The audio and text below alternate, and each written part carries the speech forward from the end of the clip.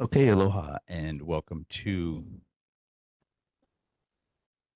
aloha and welcome to the December 7th, 2025 Neighborhood Board 5. I am Chair Winston Welch and calling the meeting to order. We'll start with the Honolulu Fire Department. I think we probably have some folks online, but is that true, Curtis? Not yet. No fire. Okay, and how about the police department? Should be on. Someone Good online? evening. Yeah, Okay. I'm online. Good evening. Lieutenant Nishimura. I'm representing HPD District 7, East Honolulu.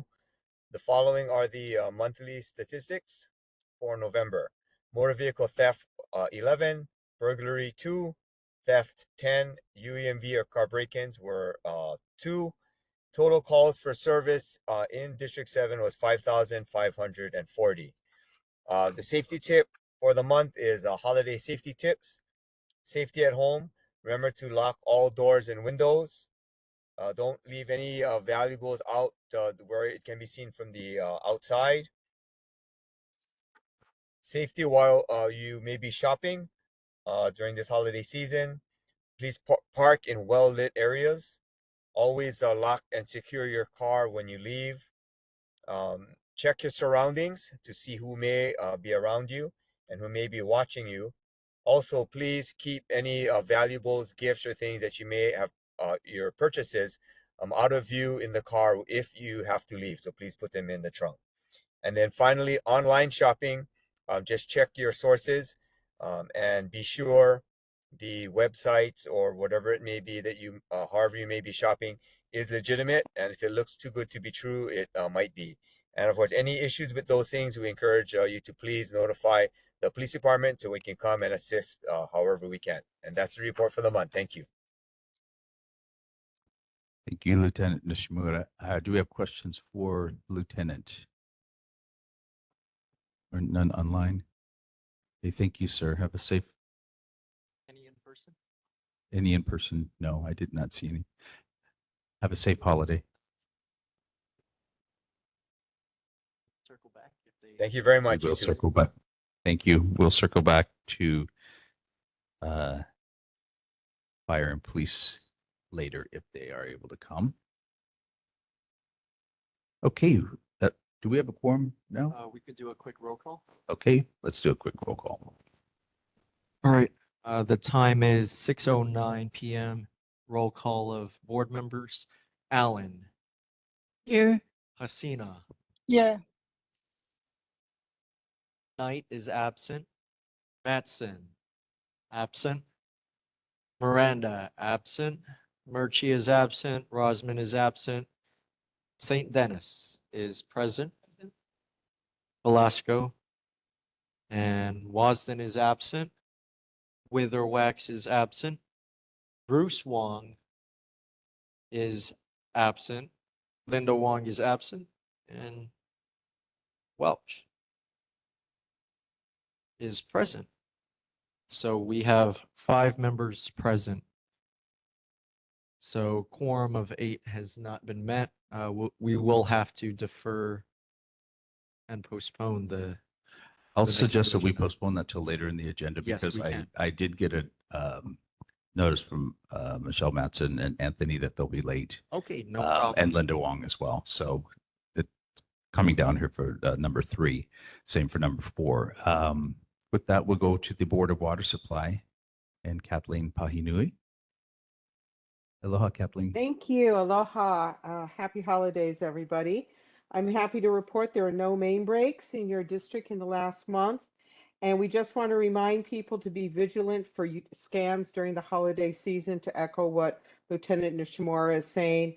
If people call up and demand payment from you over the phone, hang up and call us back at 808-748-5000. We will never ask for money over the phone, and we do not accept payment via gift cards, wire transfers, or app payments.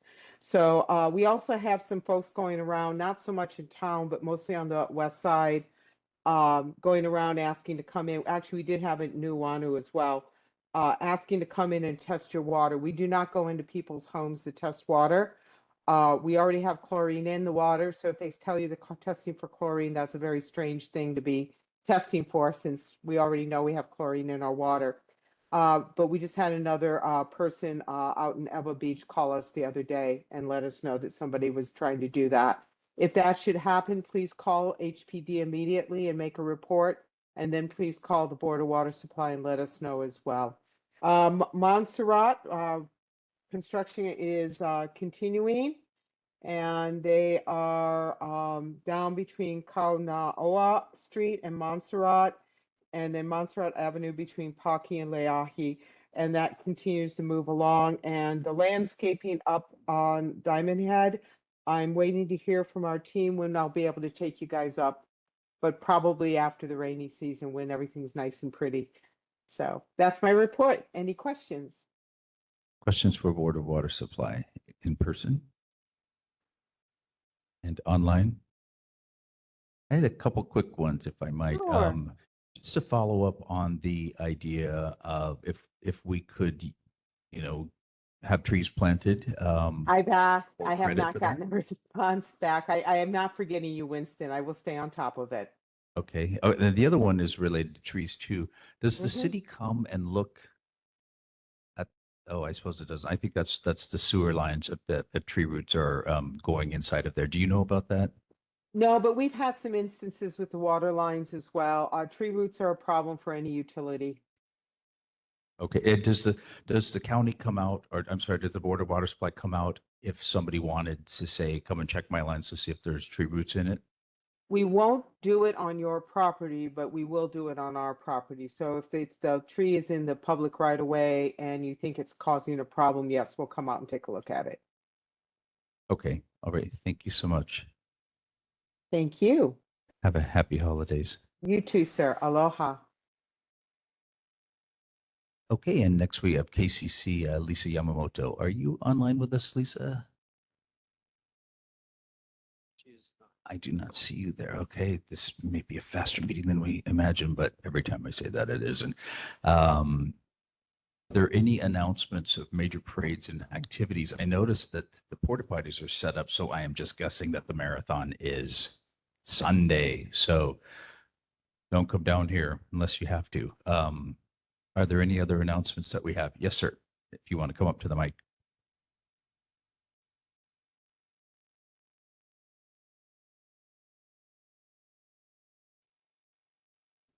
Aloha. I'm Steve Davidson. I'm a board member with Mid-Pacific Roadrunner Club. And as we do every year, we're just here to let you know about a couple of events we have coming up. On January 18th, we have the Chapson 8K with a 7 a.m. start. And on February 1st, we have the Johnny Farber 10K with a 7 a.m. start. The Chapson race starts at Kapilani Park, goes up over Diamond Head to Triangle Park, makes a loop of Triangle Park, and then goes back to Kapilani. Johnny Farber also goes up Diamond Head and makes the larger loop up Diamond Head Road, 22nd Kilauea, back on Kahala Ave and back to Kapilani Park. Both races will be over by about 9 a.m., although we'll still be cleaning up a little bit afterwards. Are those, is the road closed for those? There are no road closures. The running is on the sidewalk. Going up Diamond Head eastbound, the police closed, I think, part of the eastbound lanes, but the road is not completely closed. So maybe it's closed at the entrance to Diamond Head Circle and Kanaina, and perhaps if it starts in Kapilani and goes up Montserrat, then those streets off to the right would be closed. No, it doesn't. No, I'm sorry. It doesn't. I wasn't clear. It does not go up Montserrat. It goes up Kalakaua and then up Diamond Head Road by the lighthouse. So the section from the beginning of the end of Kalakaua up Diamond Head Road by the lighthouse up to Triangle Park. That's the part I believe that is at least partially closed. I see. And those are Those are both on Sundays, I'm guessing. Yes. Okay. Are there any questions for Mr. Davidson? Okay, thank you for coming and letting us know. Okay, thank you. And you're all invited to participate. Okay, thank you. Are there any other public announcements of parades or activities, events, races, or similar nature? See any online? Okay, thank you. Next, let's see, we've got Bruce and Michelle came. Has anybody else come online? Not yet. Sure. We're one short. Okay, then I will just say we'll just continue on with the agenda then. We're fortunate to have Representative Case's office here with the Deputy Chief of Staff, Head-Kapahulu-St.Louis, and he is here to talk about his the agenda item about FAA flights and also just to give a general report. So welcome to our board, sir. Thank you very much, Chair Welch, members of the board. Thank you so much for having me. Aloha kako for those joining virtually. Happy holidays. Again, my name is Kekoa Kaluhiva, as mentioned. I'm Congressman Ed Case's Deputy Chief of Staff / District Director. So kind of a long title. All to say, I'm your local contact here in Honolulu for any of your issues going before this board. Very pleased to be assigned to you folks. In just a quick summary, I started with Congressman about 6 weeks ago, so fairly new, right in the middle of furlough. So it's been a great onboarding, a lot of work, a lot of folks in need of help with our federal agencies. So I'm privileged to be in this capacity. Previously, I had worked with Kamehameha Schools, helping to manage their lands for the last 8 years. Also served as First Deputy Director of DLNR for a few years under former Governor Ige. Prior to that, worked about 11 years for the late Senator Daniel Akaka. So with that in mind, I chose to come back to civil service to help in this time of need, if I may. With that, I live in Kaneohe, just a quick reference, but very pleased to be on this side of the island on occasion to join you folks. My primary role with the Congressman's office is, again, constituent services, being that sounding board for communities. So I have my contact information on the back here. Folks online can also go to our website, edcase.house.gov, for more information. Just a quick summary, if I may. The report that I have, Congressman, is in Washington, D.C. currently, as well as majority of Congress, as he continues his work on the Appropriations Committee with 9 funding bills still needed to be enacted by Congress.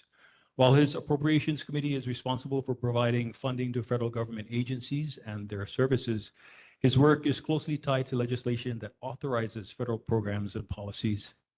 He and his House colleagues recently voted on must-pass legislation for FY 2026, referred to as the National Defense Authorization Act.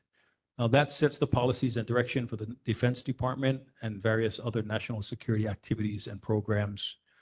The Congressman was able to secure provisions for Hawaii, including authorizing $1 billion in military construction projects. Any further details, if folks are interested, can be found at case.house.gov. Just a heads up, the last week in January, Congressman is going to host a week-long 6-day marathon of talk story sessions. If you are interested, we have a mailer that's going to be going out probably tomorrow, an email notifying folks. But again, I refer you to our website to give you the exact locations. The last week in January, all to say, at 6 different schools throughout the district, probably from Manoa heading towards Kapolei. So you can be on the lookout for that. Mahalo. Also to mention, we are in the final process of, our Congressman is selecting his academy nominees for the military academies. So that'll be announced shortly. Thank you. And with that, I'm going to pivot in the last few minutes that I have for the actual agenda item. So thank you for this opportunity. I know Congressman had mailed out to some of the board members, certainly the chair on this particular matter, the Federal Aviation Administration's Airspace Modernization Project. Hawaii Airspace Modernization Project with the acronym HAMP for those following along.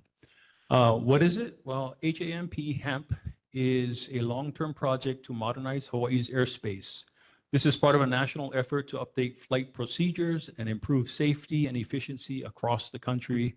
And for Hawaii, this means the FAA is reviewing and possibly changing flight paths, altitudes, and air traffic procedures over our islands and nearby ocean.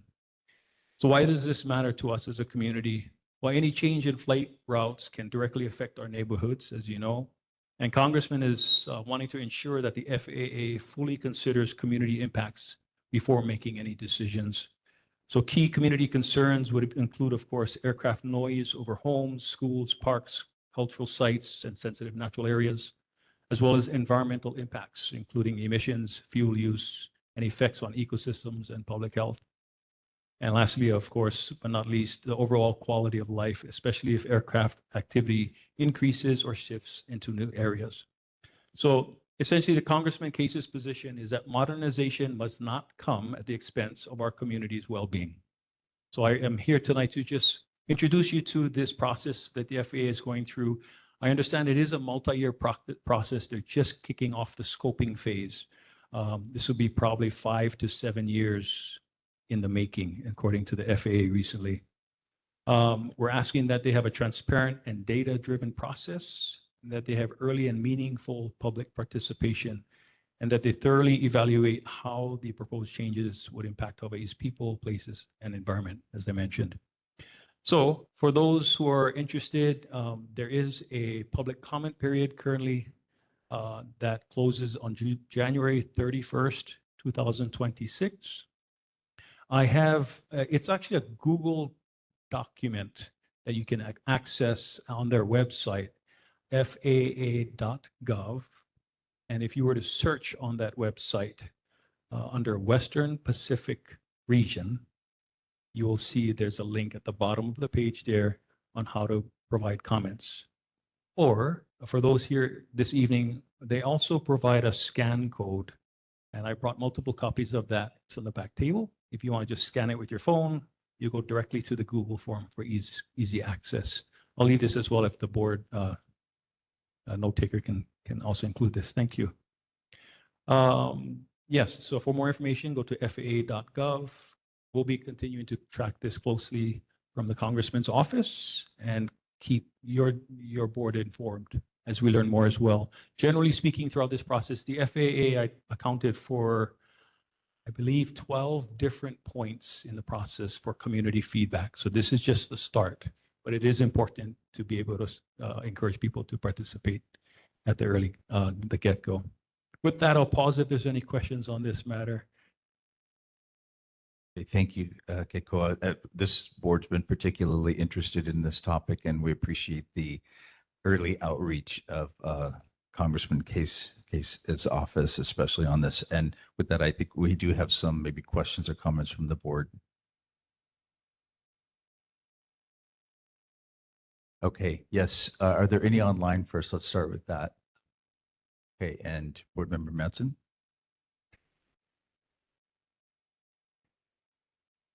Thank you, Chair Welch. Kekoa, thank you so much for being here in person. When I saw this, alarm bells rang. We have had experiences for many decades with the tour helicopters here. We testified at the legislature. We took positions. We had a special tour helicopter noise and safety group that we formed. And now it appears that the airlines, as well as the tour helicopters, are going after everything they can get by having their routes revised for shorter and quicker and more fuel efficient flights right over our rooftops, over Diamond Head and National Natural Landmark and State Historic Monument, a protected area. There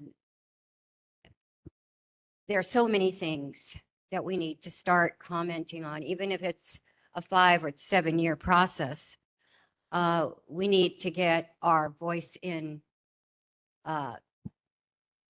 first to be able to be recognized as a group that is taking strong positions, whatever they may be. I have a proposal on tonight's agenda to form an aircraft noise and safety committee, and I have somebody in mind to chair it. So with that, back to you, Mr. Chair. Thank you.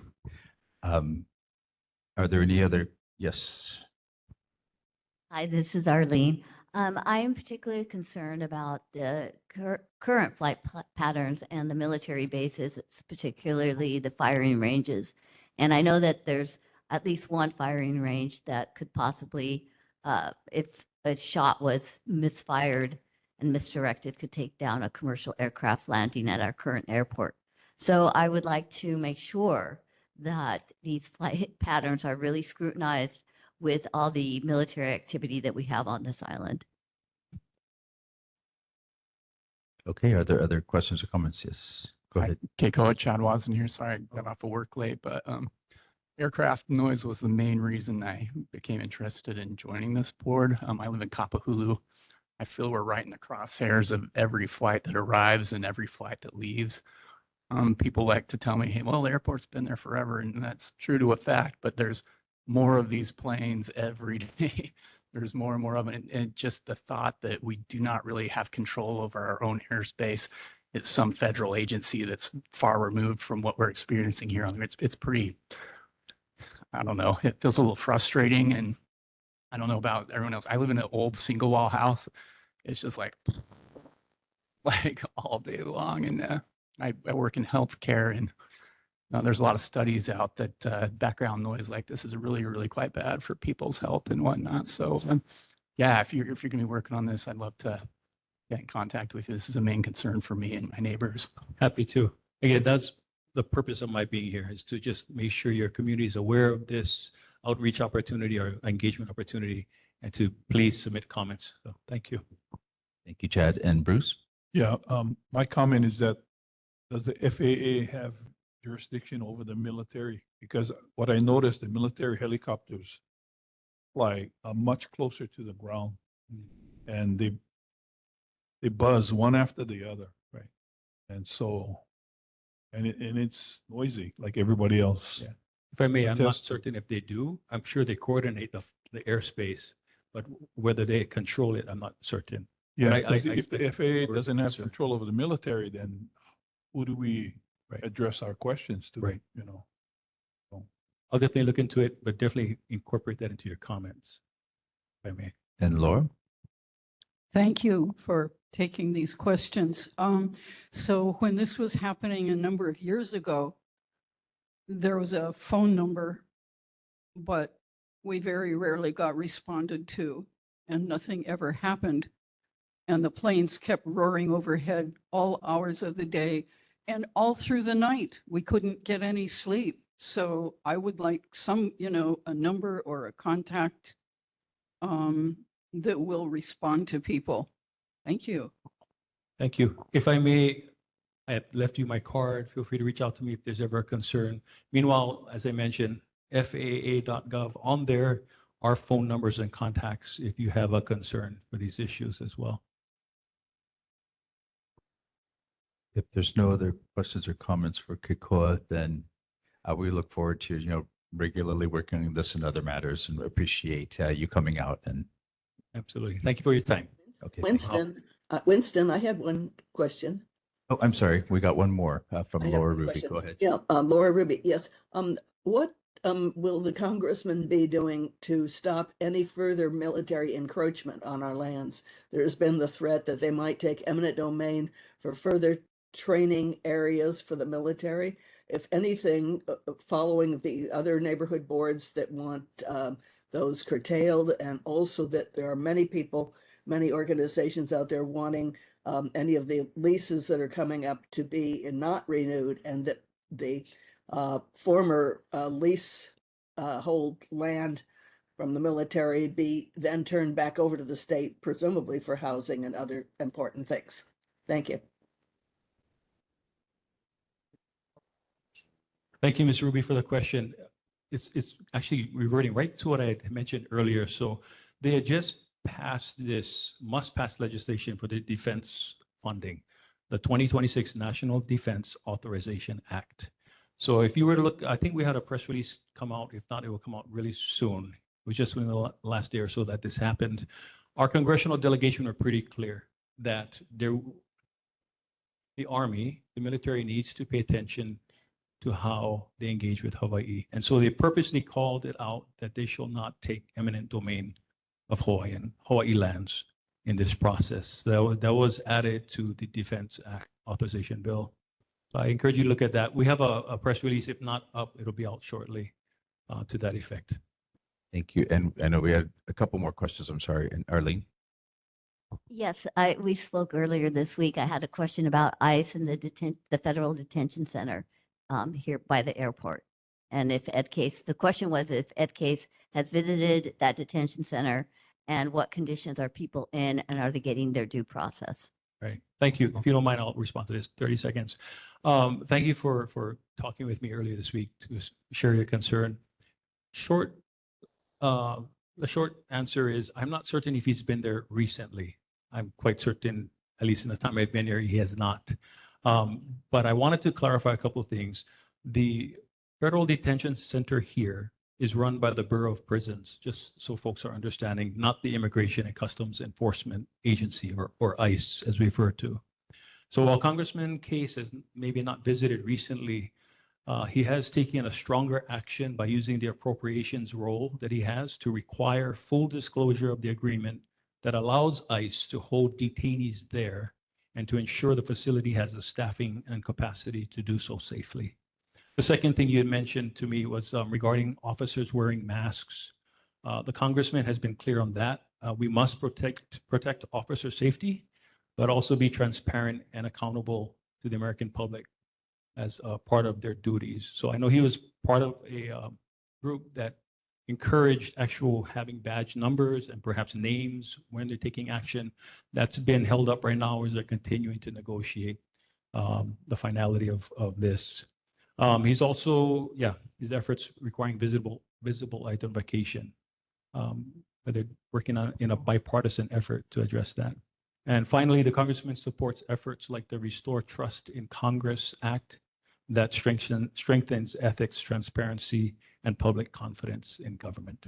All right, thank you. I just want to clarify about the mask issue. Yes. I've heard the argument before that they have to wear masks because it protects them from being targeted. I've never, in the history of the United States, the mask and covering their faces have been associated with things like the KKK. I don't think that should be tolerated. And I think no mask is, if you are doing an action that is so horrific that you have to cover your face, and you shouldn't be doing it. Thank you. I know your concern. Are there any, yes, Board Member Matson? This defense funding bill that was just passed by both House and Senate, They recently voted on a must-pass legislation. I think it's just the House. just the House. Okay, so it still has the Senate hurdle. I believe so. And then what happens if this renegade leader says, we will just take whatever we want?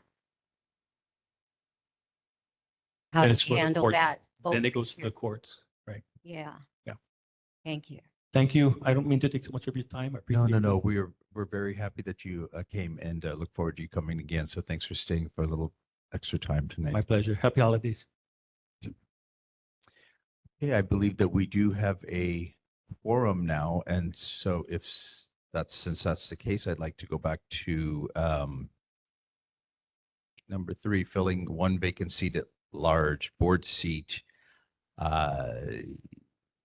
have one vacant seat at large, so anybody from the entire neighborhood board 5 can offer his or their candidacy.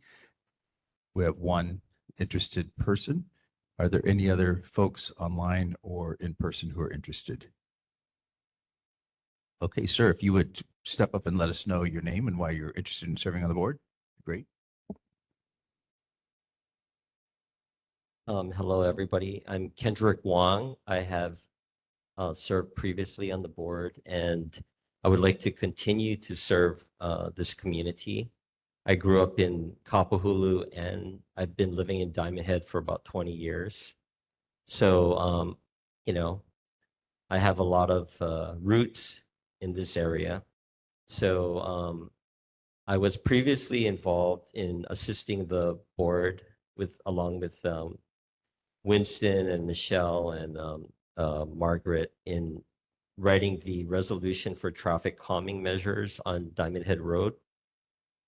So fortunately, after about 2 years, the city and county has at least put a three-way stop sign at Makale and Diamond Head Road. But I want to continue to push for more traffic calming along Diamond Head Road and throughout the community. They have promised to put a raised crosswalk at Coconut and Diamond Head. And so we want to just make sure that actually happens, as well as making Diamond Head Road much safer for all the joggers and bicyclists and runners and visitors that come to Hawaii. So I also sit on the Diamond Head State Monument Board with Michelle, and I love this community, and I want to continue serving. So I appreciate you having me. Thank you. Nominations. Yeah. Okay, thank you. Thank you so much, Kendrick. Do we have a nomination for Mr. Wong? I would like to nominate Kendrick Wong to fill the vacancy on the board.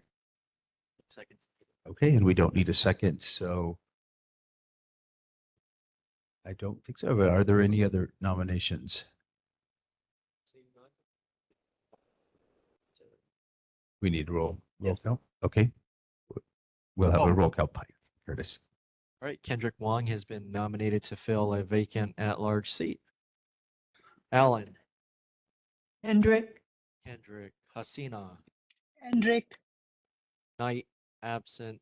Metzen. Kendrick Wong. Miranda, Murchie, and Rosman are absent. St. Dennis. Kendrick Wong, Velasco. Wong, Wasden. Wong. Witherwax is absent. Bruce Wong. Wong. Linda Wong.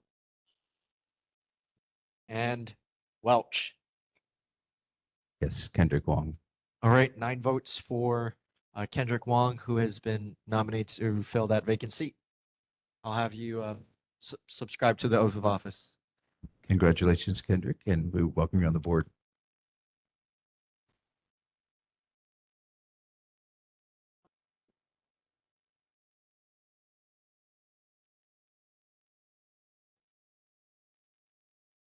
All right, Kendrick, do you subscribe to the oath of office? Yes. Okay. Okay. Thank you. Yes. Thank you very much.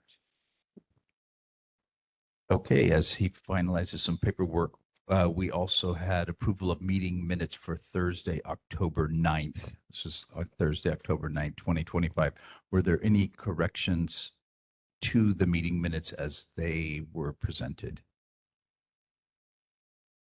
I believe Board Secretary Madsen did have a chance to go over those. Well, yes, Chair Welch, the reviewed and corrected minutes are posted on the board drive. And I find it strange that there are some very accurate sections and there are some missing sections of similar content. For instance, when questions and answers occurred, several of the questions and answers appeared in the draft minutes and some were not even there. So I had to go through this carefully to make sure that they were complete. I understand the neighborhood commission office uses Ninja AI. I would like to recommend that as secretary, perhaps the chair could provide a chat GPT version from the recording. And then we can compare the two. I'm sure I'll find a lot less work with another AI system. Thank you. We appreciate your diligence in making sure those meeting minutes are thorough. And I know it takes a lot of time and effort. Yes. So yes, I think we can look at double AIing it to have the AI check the AI. There's also one more thing. I ran into two roadblocks when I was looking at the November minutes, and they have not been, the review has not been completed. So that will be done by the next meeting. It appears that those of us who have ad blockers, and I do, will now have to pay for YouTube a premier subscription to YouTube just to go over the minutes. We need some relief from the neighborhood commission office's so-called secretary to eliminate the recordings from YouTube and place them in a city file so everybody can access the recordings because they're very important.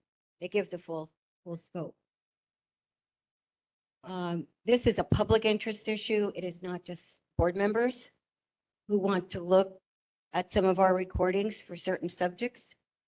It is the public at large, depending on their interests. So I find this to be a detriment to our board, and I don't know how many other board members or boards are affected by this. It just began when I was in the middle of the review of the November minutes. I didn't have any problem for a couple, well, maybe 5 times I accessed it. And then all of a sudden a big black screen came on and said, you have to pay for a subscription in order to view this. Okay, then that may be something that NCO office and Director Crucky can take up to make sure that we have free public access to all the meetings. And the second thing is yesterday, the neighborhood board, and Curtis knows this, he helped me, and thank you, Curtis. I was able to complete what I needed to do. And can you talk into the mic for us, Michelle? Sorry? Like this. Oh, They can't hear you online. sorry. The neighborhood board website appeared to have been hacked yesterday because a warning came on that it was unsafe. Today it was fine. So I guess IT did something about that. It was Xerox DocuShare, so it was a third party that the city contracts for DocuShare. So that was the issue. Their certificate expired at 2 p.m. yesterday is what I was told. The issue has been resolved. Thank Yeah, you. well, thank you so much. You've been very helpful. I really think the neighborhood commission office's secretary needs to straighten a few things out, and we'll keep reminding him. Thank you. Okay, thank you, Michelle. And so if there's no other corrections to the minutes of October 2025, I have to entertain a motion to accept them for the meeting minutes. You could motion to adopt Michelle's version of the minutes. Yeah. You could do that, yes. Okay, then I'll motion to adopt Michelle's corrected version of the minutes, reviewed and corrected. Okay, and can we just do a A second. hand vote or, You just need a second and ask for any objections. okay, and Arlene seconds, and then what? Just ask for any, are there any objections? Okay, there you go. Any objections? Seeing none, okay, the meeting minutes are passed for October, and I see Mr. Miranda's joining us now, so welcome, Mr. Miranda. Okay, with that, then we will move on to our City and County of Honolulu reports, and we are always delighted to have Mayor's Representative Director Anton Krucky of Community Services. So thank you always for your diligent help with this board in our city at large, Mr. Krucky. Thank you, Chair. It's my pleasure, actually. So, Michelle, I did look into the YouTube piece with the neighborhood board, and they're totally unaware of any situation where you would have to pay. And in fact, sometimes these things, I get them all the time. They interject themselves, but we can work on another place to store them. But I did follow up on that, and there's no awareness that anybody else has given that feedback as well. So I'm not exactly sure what happened in that case. So anyway, the city had 2 new classes of ocean safety and the emergency services. So bringing more first responders and life safety people to the city.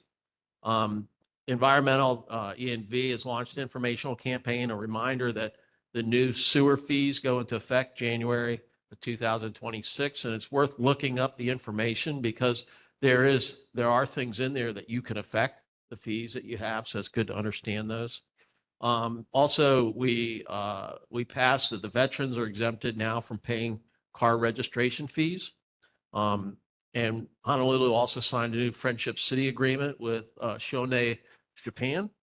And, we invite everybody to come down to Honolulu Hale and look at Shaka Santa, all the lights and everything. However, the main area that used to have all the lights in it, we've moved a child care center that used to be on top of the parking lot there, and we're doing some construction. So the whole light system and interactive lights is at Thomas Square.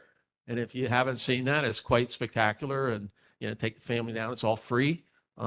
So that's where that's at. You can find all this information in the newsletter, honolulu.gov/mayor/newsletter, or you can get it right on the table back there. The city launched the new and improved 311 system, and it really is a place for you to put in requests, see the status of requests. It will work on both Androids and Apples. It's really good for tree trimming, potholes, fixing things in the sidewalk and everything.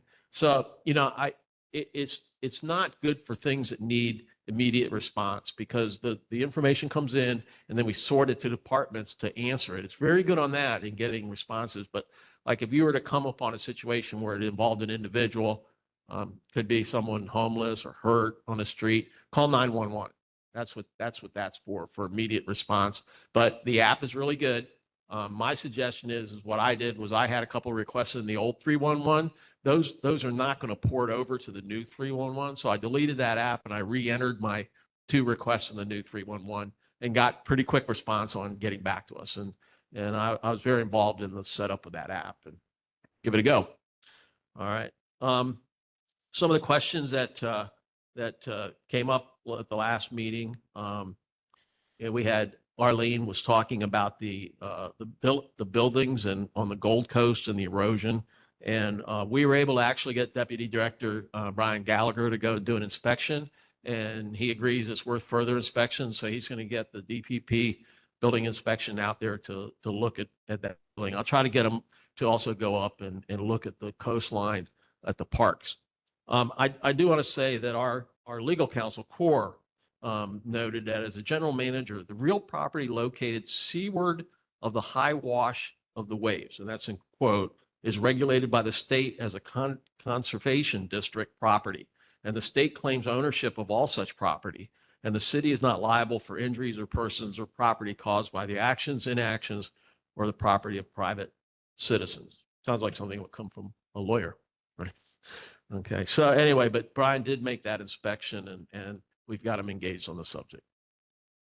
There was a carryover on food truck operations, and we really don't, DPP doesn't regulate the food trucks on the road. DPP does do inspections on roadways. It's also interesting that if a food truck and it has a permit and it's parking legal and stays there. But if it stays more than a day, it really comes under regulations of restaurants. And so it's a different set of regulations and inspections. So if that's one of your attitudes on a truck that you don't like where they're at and they're there on a semi-permanent basis like that, then call that in and we can get them inspected as if they were a restaurant, right? Public restrooms at the parks along Diamond Head, that was asked about, and considering there were people there and they're not restaurants in the area. But DPR, the Parks and Rec, said the lack of sewer and water infrastructure within and near Leahi Beach Park does not support building of a new comfort station without a considerable capital expense. The expense has not been budgeted within current administration. The closest restrooms are at the Kapiolani Community College near the parking lot, or Kapiolani Regional Park across the street from Don Andrews Tennis Court at the Natatorium.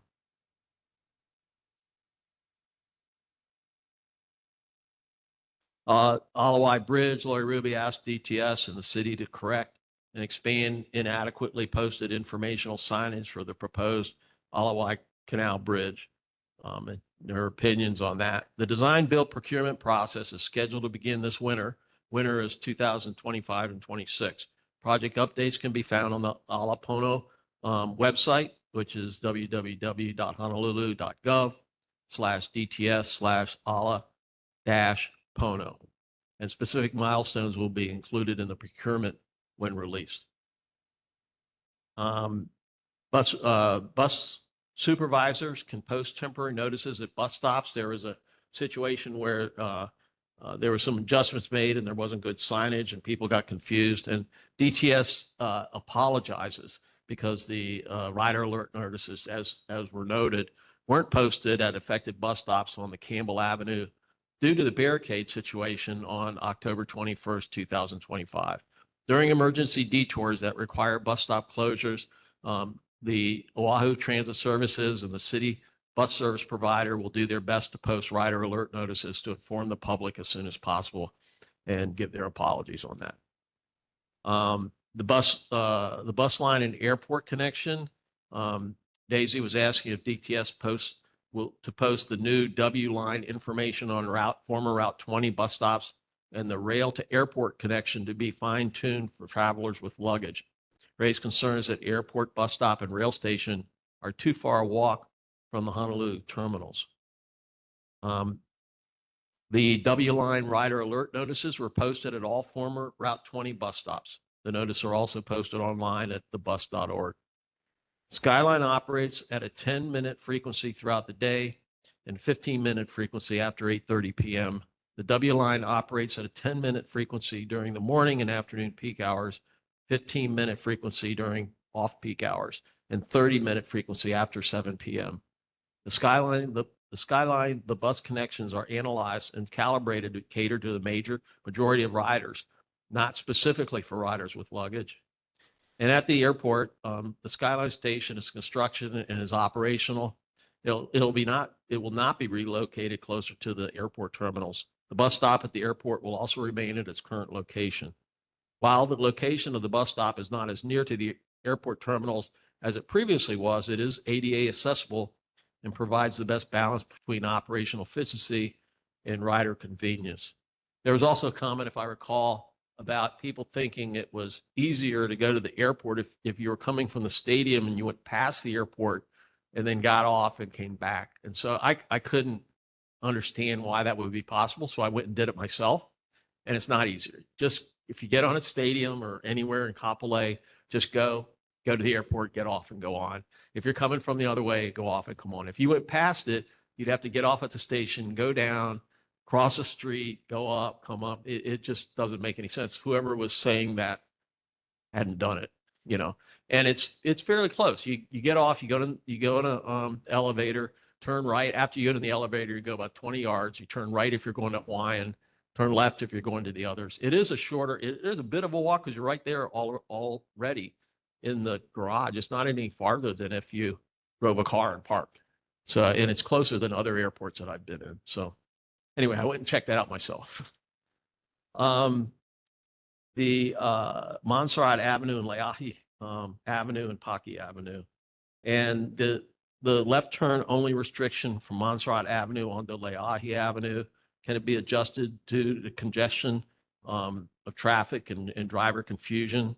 And there's also, since Pocky Avenue was reduced to one lane going northbound on Montserrat Avenue, can DTS add road markings to guide the drivers to the left lane?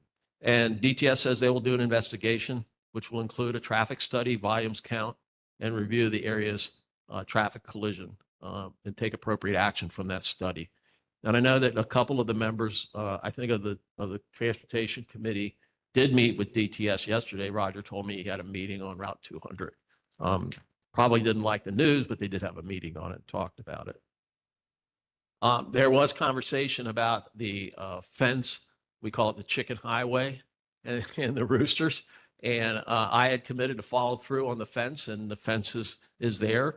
My understanding, though, and when Michelle is now, the roosters are flying over the fence and making a nuisance of themselves. And I'm not so sure what can be done about that. We do have a service that will deal with the roosters, both on our property and private property. But, you know, it's not inexpensive. I went and looked it up, and the trap rental is $50 a week. If you want the full service where they do everything, it's $375 a week. And for every rooster that's disposed of, it costs $10. So I just wanted to let you know that it's not as, you know, blanket as it can be.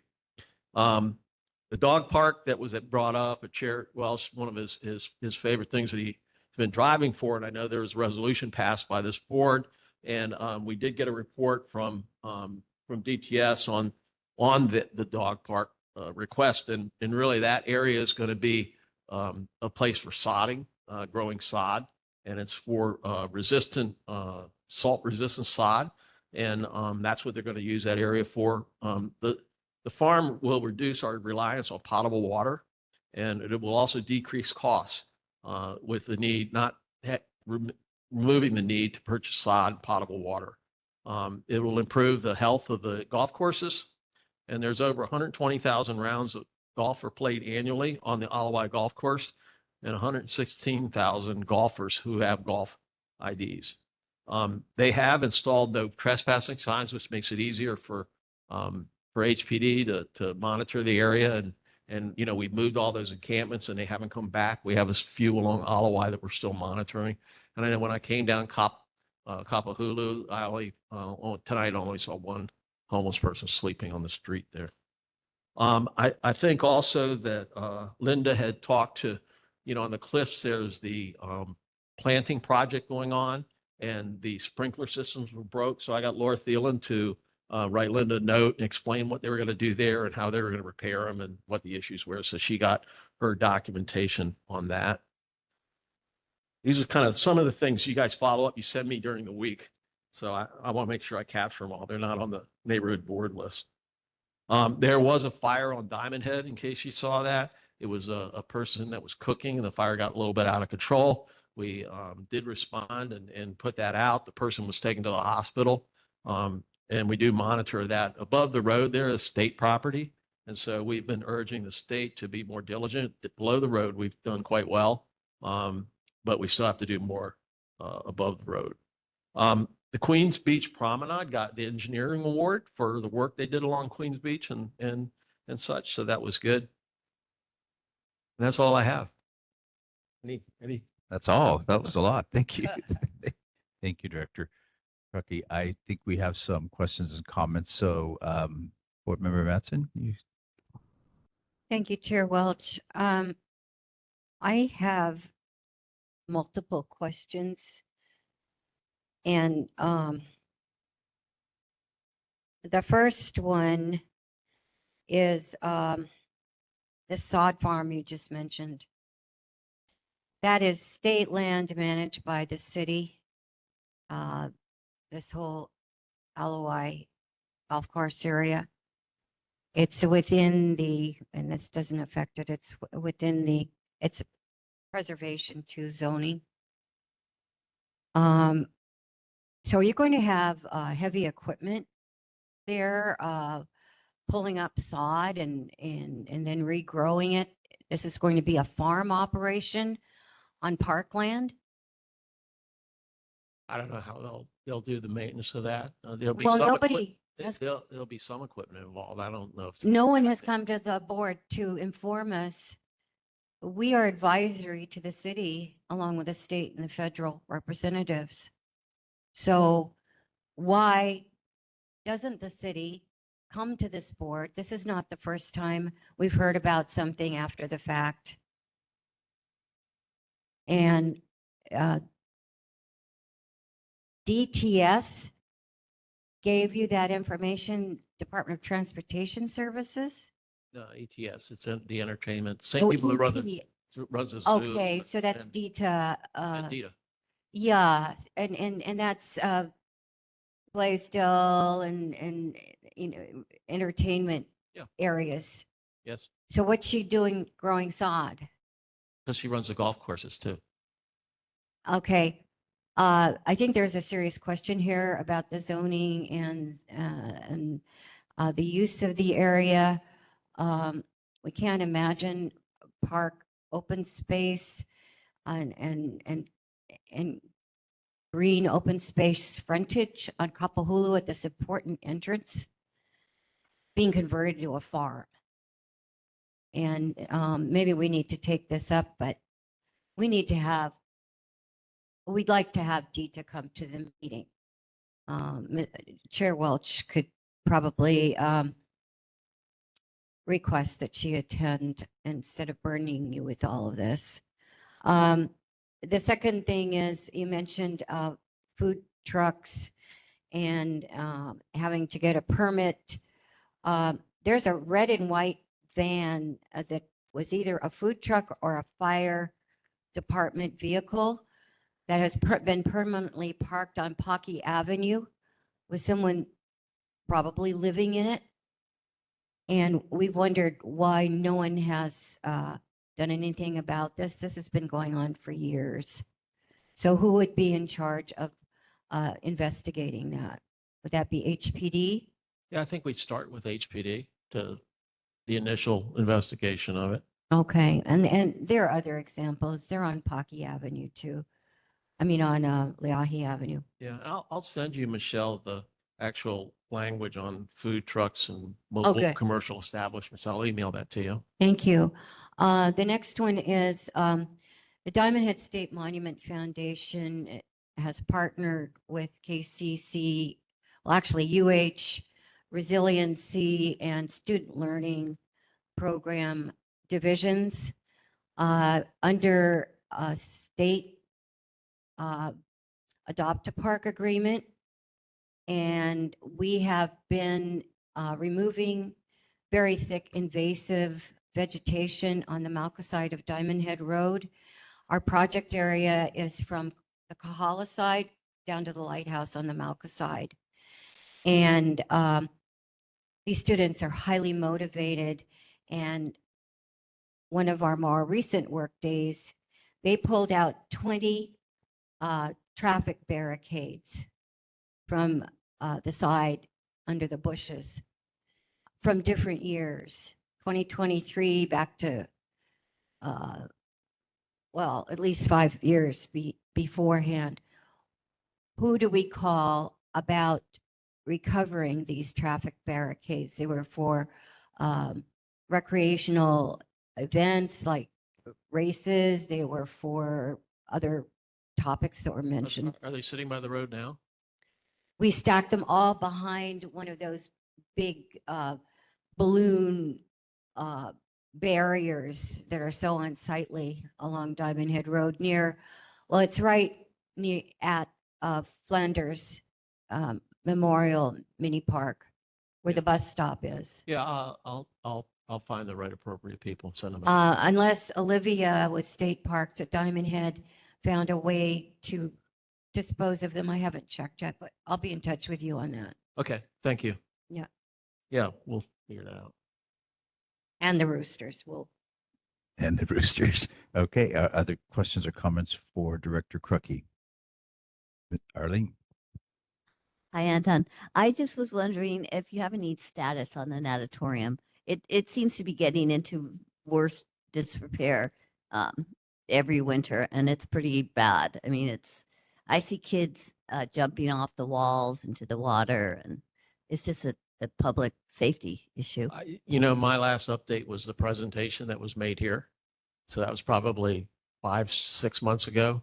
And I think they presented that they had a plan that they were working on. We could see if there's an update to that plan. Okay. And questions or comments for managing director? I'm sorry, for our mayor's office online. Laura Ruby. I'm sorry. Oh, Daisy. I'm sorry, Daisy. Go ahead. Thanks, Chair. Hi, Director. Thank you for checking up on the W line. It works great because now people going to the airport do not overrun the other bus lines. So that's a great addition. My problem was if you go to those bus stops that 20 used to serve, they have a sign to say the W is running, but they don't tell where in Waikiki the stops are. Like you have to look and say, oh, all of a sudden walk all the way to Ohua, or walk all the way to Seaside, or walk all the way to Little Kalani. It would be helpful if a sign would say where the stops are in Waikiki, because it seems the tourists know about it, but then the other people that want to catch the W have no inkling unless they actually walk by the sign. So that would be most helpful to people in there, because I know there's one also at Restaurant Row, but it would be very helpful if they could put, at least in Waikiki, the signs that said, okay, go to Ohua and Kuhio, that's where the W line stops, or go to Seaside, that's where it stops. It would be most helpful. Thank you.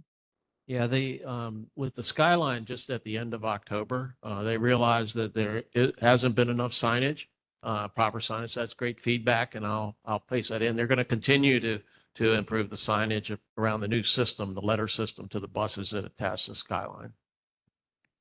Okay, sorry, and one more question. Regarding bus route 200, it seems that DTS is paying a deaf ear to the public, even though they had that meeting with the general public. It seems to still be a dangerous route. I suggested to Director Martin that turn right at Kapahulu Avenue, go straight down, and it can continue its route to Waikiki. That would be a much safer ride area. Plus, you'll have a lot more passengers instead of going up the road, because it is still dangerous. Thank you. Thank you, Daisy. And Chad? Yeah, Anton, I just had one quick question, and I don't know if this is a hoax or something because I just saw it for a split second on some local news outlet. Is there any plan for a gondola going from the natatorium up to Diamond Head? Did anyone else see this? That's the first. Well, I'm like, what the heck? I thought it was. I checked to see if it was April Fool's Day, and it wasn't. But I've not heard anything about that. Yeah, I saw this on one of the local There's enough news outlets. yeah, gondola on Right. Sure. I know. Yeah, and that's what really caught my attention. But it was under the guise that it would make Diamond Head ADA acceptable. First I've heard like that. So you're not aware of anything like No. that? Okay, good. Sounds good. Well, Thanks it's for- a reasonable question. I mean, that's why the North Shore came and asked for our support, because this sort of thing proliferates. And yeah, and I did have a couple questions. One was so the new 311 app, the old one has the seal of the city on it, right? And then the new one's kind of blue. But you'd say delete the old one and Yeah. and Use the install new one, the right. new one. Okay, so the one that's not the seal of the city is the one Right. we should be using. And we've designed it so it comes in and it goes right to the right department right away. So Okay. yeah. Okay, yeah, I noticed another. I think the burned out houses are still on Date Street here, just before the high school playing fields, and they've been there for probably the better part of a decade. So I don't know if the city could just condemn that at this point. I mean, it's kind of a hazard. I don't know if kids are playing there. Sometimes there's a light on, which I don't understand how it still has electricity. But the other thing is just about this the dog park. Yes. I just want to echo what Michelle had said, which was that, the fait accompli is probably the part. Like if we all agreed this is what we're going to do, that's great. But we do serve as an advisory capacity to ostensibly to the city to say this is important for our area, whether it's traffic, which by the way, and 10 thank yous to DTS for installing this extra safety on Diamond Head. But we do serve in this capacity. And in fact, at this board, there was the base yard there for many years of construction equipment that was just beyond its, I mean, it didn't even have a proper permit. And it was, living there. We got that removed. And that the community alternative was that we put in a dog park. And I realized the city had competing interests, whether it was from putting a HONU there or a transportation hub or the sod farm or even another base yard for parks or DES. So the competition is high, but as Michelle said, this is P2 land is special. It's an interest to Waikiki. So something in the park-like use, but now it's fenced off from the public. But I think more concerning is that this was just all done with when the community has said, this is what we would like. And the city, in fact, asked us for, where do you want more dog parks? And then it just gets, it was just completely sidelined, ignored. And so we would like to have, not just for this, but for any time any department is planning on doing something or thinking about doing something, there's not an emergency need for sod. Here or anything else. These things can take time to think about, but this forum is exactly a place where we can talk about these ideas and give feedback to the city that we assume will be used. And I know that it always isn't the case, but in this one, it seemed pretty clear about what the community was looking for. And that, in fact, I mean, in my personal opinion, we could put a sod farm in Wahiawa or somewhere else rather than in this really prime location at the entrance to Waikiki, where we have so many dense population needs. And in this case, whether it was a community garden or an open space or dog park or whatever it is. So I would just ask that if you could convey to the city that anything that's being contemplated by the city, by the department head should really come and try and convey that information as much in advance as possible so that they can get honest feedback. And then we don't have to do a lot of backpedaling and hand wringing and, people getting bent out of shape. So that's just what I would. Now, I'll pass it on. I will tell you, there's a lot of things that come by my desk every day.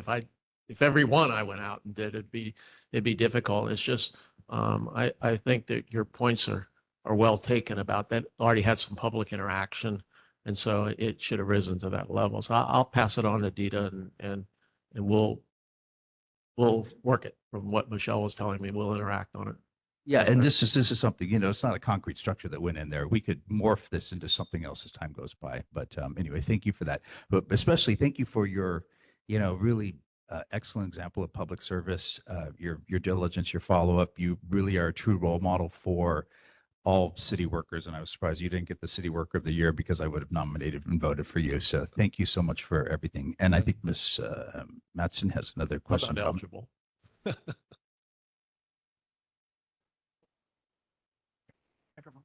Use your mic. I agree with the chair wholeheartedly. I had one other question pop up regarding the Queens Beach shoreline area and the seawalls. There appears to be some sort of a huge orange crane or pile driver in that vicinity. Do you know anything about it? It sounded like a pile driver today. And it's very tall. It's taller than the treetops as seen from across the park. Do you know what sort of construction project is going on in that area, or can you find out? Yeah, but I'll find out. Okay. Okay, and the dog park issue. This idea of a sod farm, it appears to be land banking for another use that's already been talked about in the back room.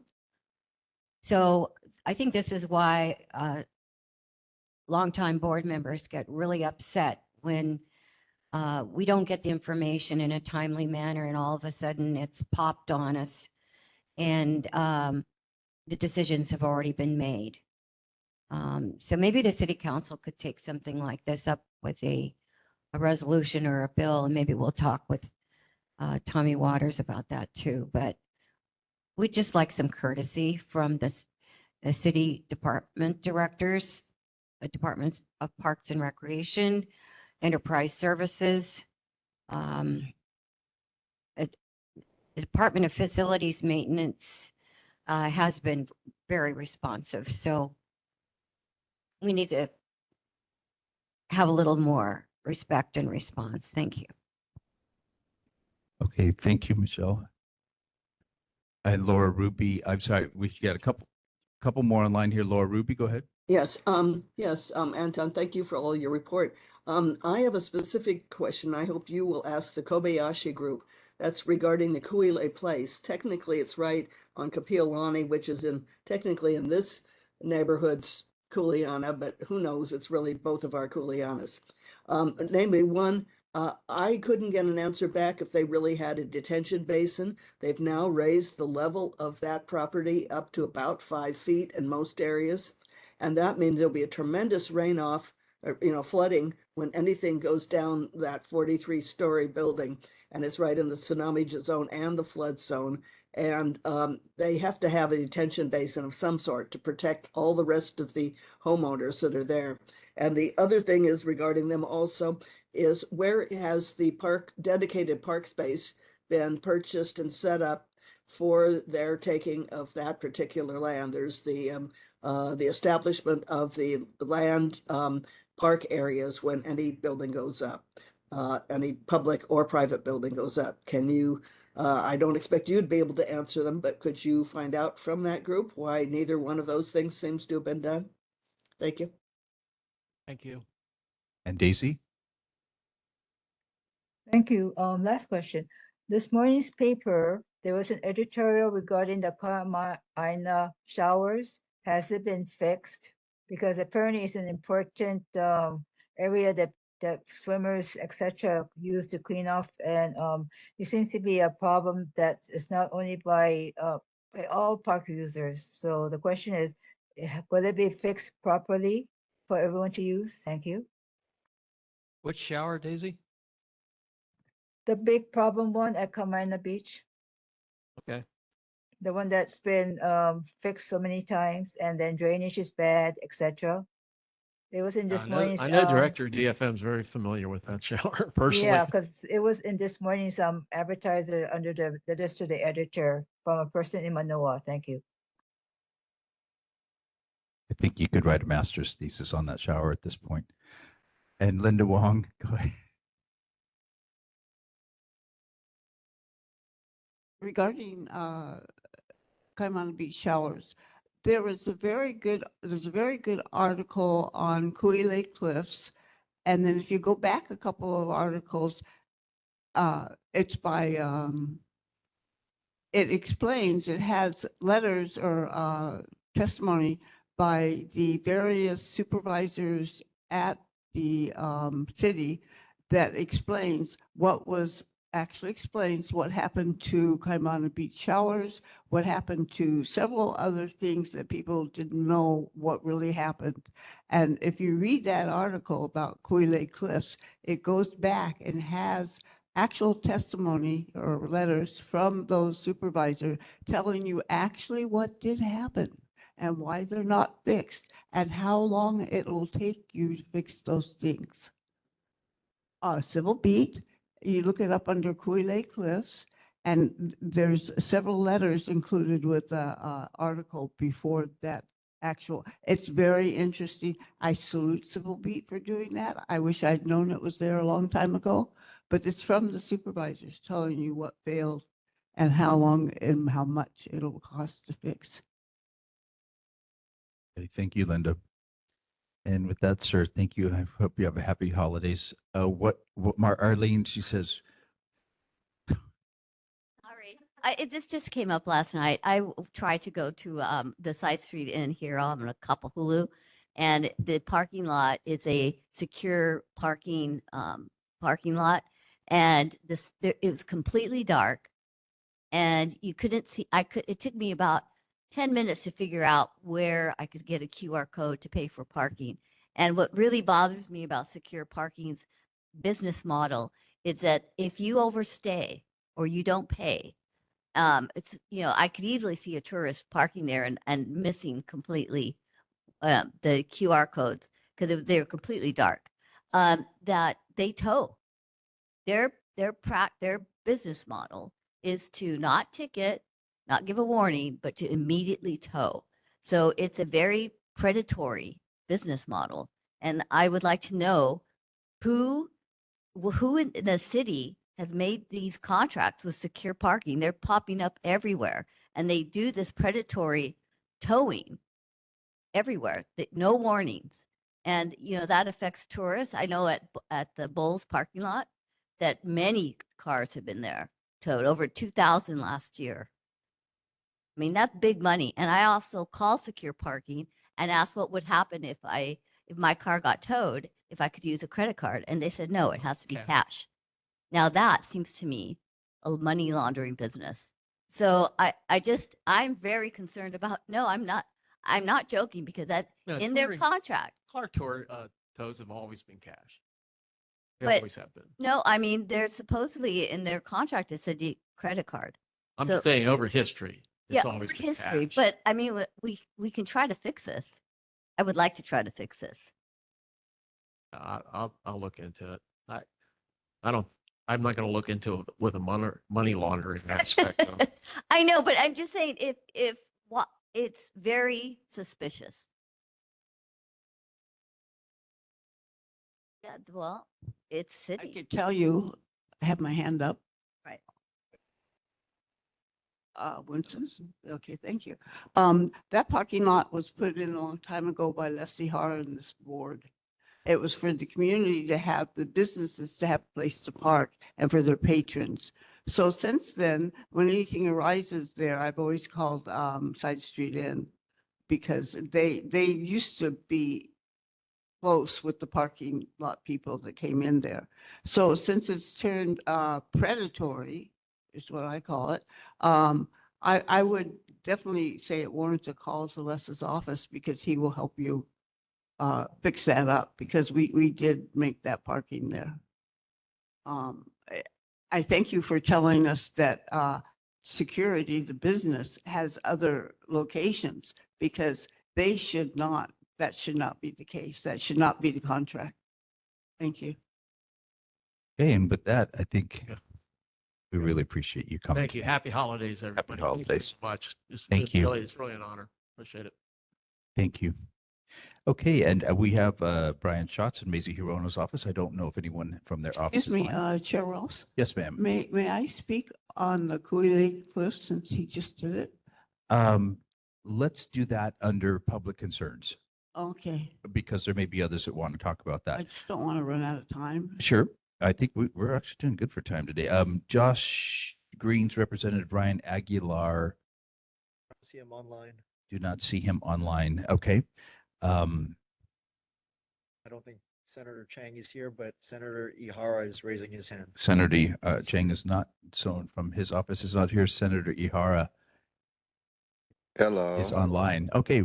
Hello, Senator. Hi. Welcome. I have limited bandwidth, so you don't see me, but if you could, can you hear me? Yes. Okay, great. Well, maybe I'll mention to start the Side Street Inn.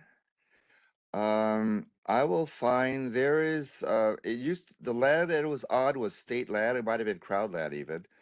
That was given to or allowed to be used by the Hawaii Dredging Company way back. It was pretty controversial, and there was an agreement that they were to use state land, but they were to require so many parking spaces under the building for public use.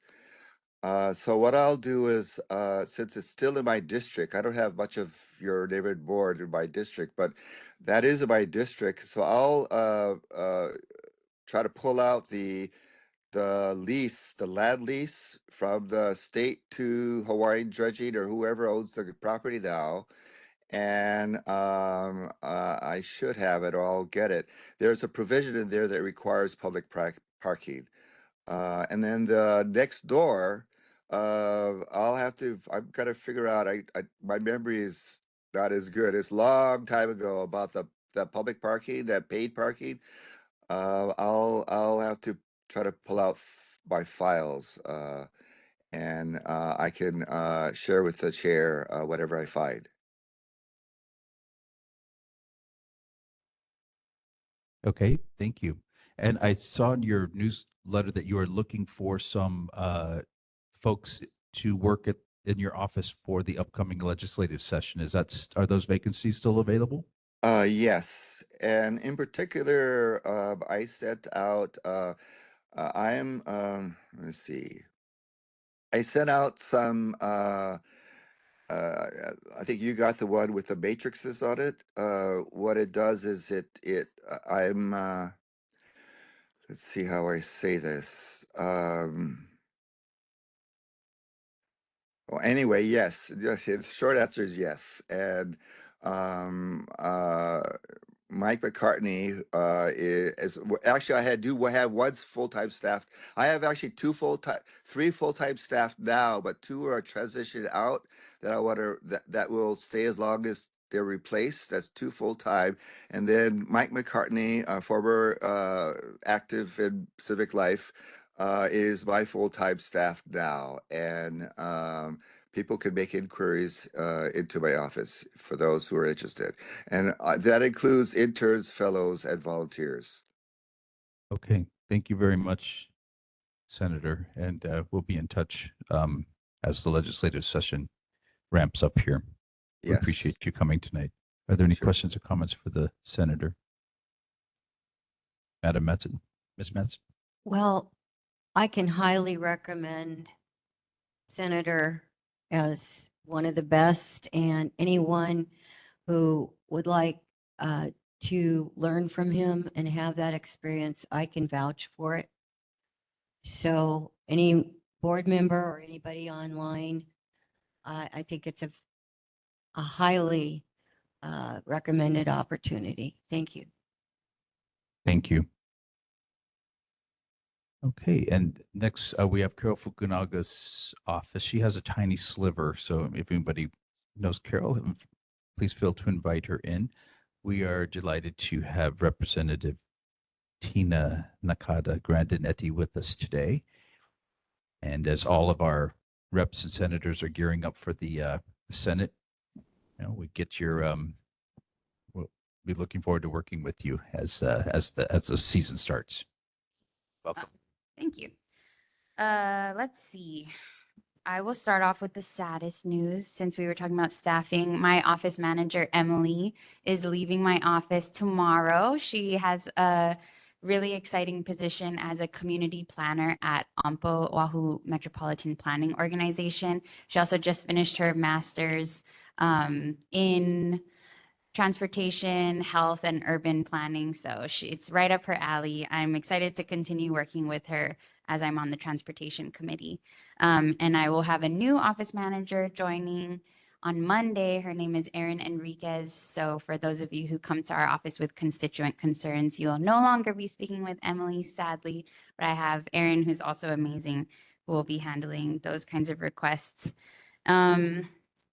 Other news in the gear up for session, been doing a lot of work nailing down my personal package and working in caucuses. So I'm the co-chair of the Working Families Caucus. We had 2 meetings and we haven't nailed down our package yet, but we work with community partners and advocates to develop a package of 5 bills that work for working families here in Hawaii. We've talked a lot about progressive revenue generation and tax fairness, making sure that Hawaii's working families are not bearing the burden of the tax breaks that the ultra wealthy have gotten at the federal level. So I have a feeling that that's sort of where our package is headed.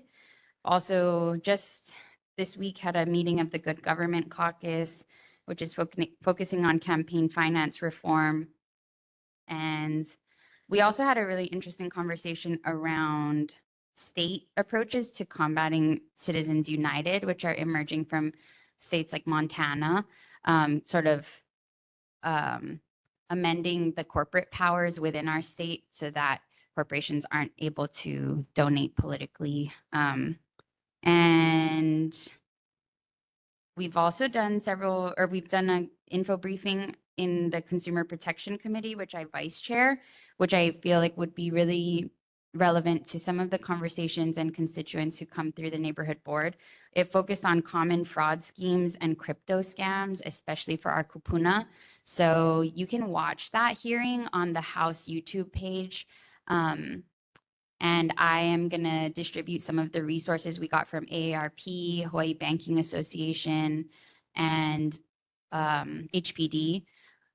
Really helpful if you have kupuna in your life, friends and family who may have, been targeted by scams, especially with the prevalence of crypto kiosks. We're seeing a lot more occurrences and also higher losses. So now community education is especially important.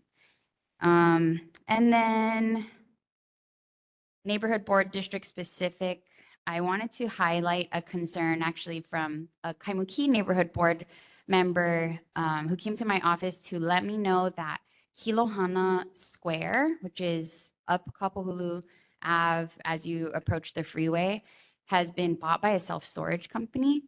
There's already a self-storage site at Market City and then one right by the university or YLI before you get onto the freeway. And I'm not sure if there's anything that we can do to prevent this new one from being developed. Might be something that the neighborhood board wants to look into, but I'm also looking into, state legislation. Some counties have banned self-storage in TOD areas or areas where like Kilohana Square is already adjacent to several multifamily residences. Like it is a place where we can do gentle density and build. It would be an appropriate place to build, a walk up or a smaller housing development. And I think we see a lot of these sites that where self-storage are being developed that would be better served, would better serve our community with other uses. So that's something I'm looking into.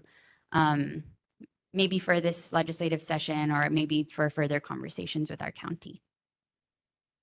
Thank you, Representative. Do we have questions or comments for the representative? Board Member Matson. Isn't that an industrial use or classified as an industrial use, not a retail? I would have to look into that. I feel like it's probably commercial retail because you have that at Market City right next to Foodland. It depends on how large it is too. I'm trying to get more information about exactly what the project will look It would be so inappropriate. We'd like to see Kapahulu regain its charm. Mm-hmm. And so many things have been built that are real eyesores. Mm-hmm. And we had a plan for Kapahulu. Yeah. And a master plan. Yes. That I believe it was John Whalen did. And these things are just thrown on a shelf and forgotten about. So we do have precedents. Mm-hmm. But of course, nobody tells us about these things. So until after the fact. Well, I think it was, it's a private purchase and it doesn't have a zoning change or anything. So it was just a vigilant community member who brought it up. Well, it's nice to know about it now, at least. Thank you. Thank you for alerting us to that. We have a question comment from Vice Chair Velasco. Hi, Tina. I was just reading about the Good Government Caucus today, and I was wondering, and then I was reading a couple other articles and from the newspapers, and I was wondering if your Good Government Caucus has had discussions about the legislator that was accused of, not accused, but the FBI, yeah. Yes, that was a big part of our meeting, which was open to the public.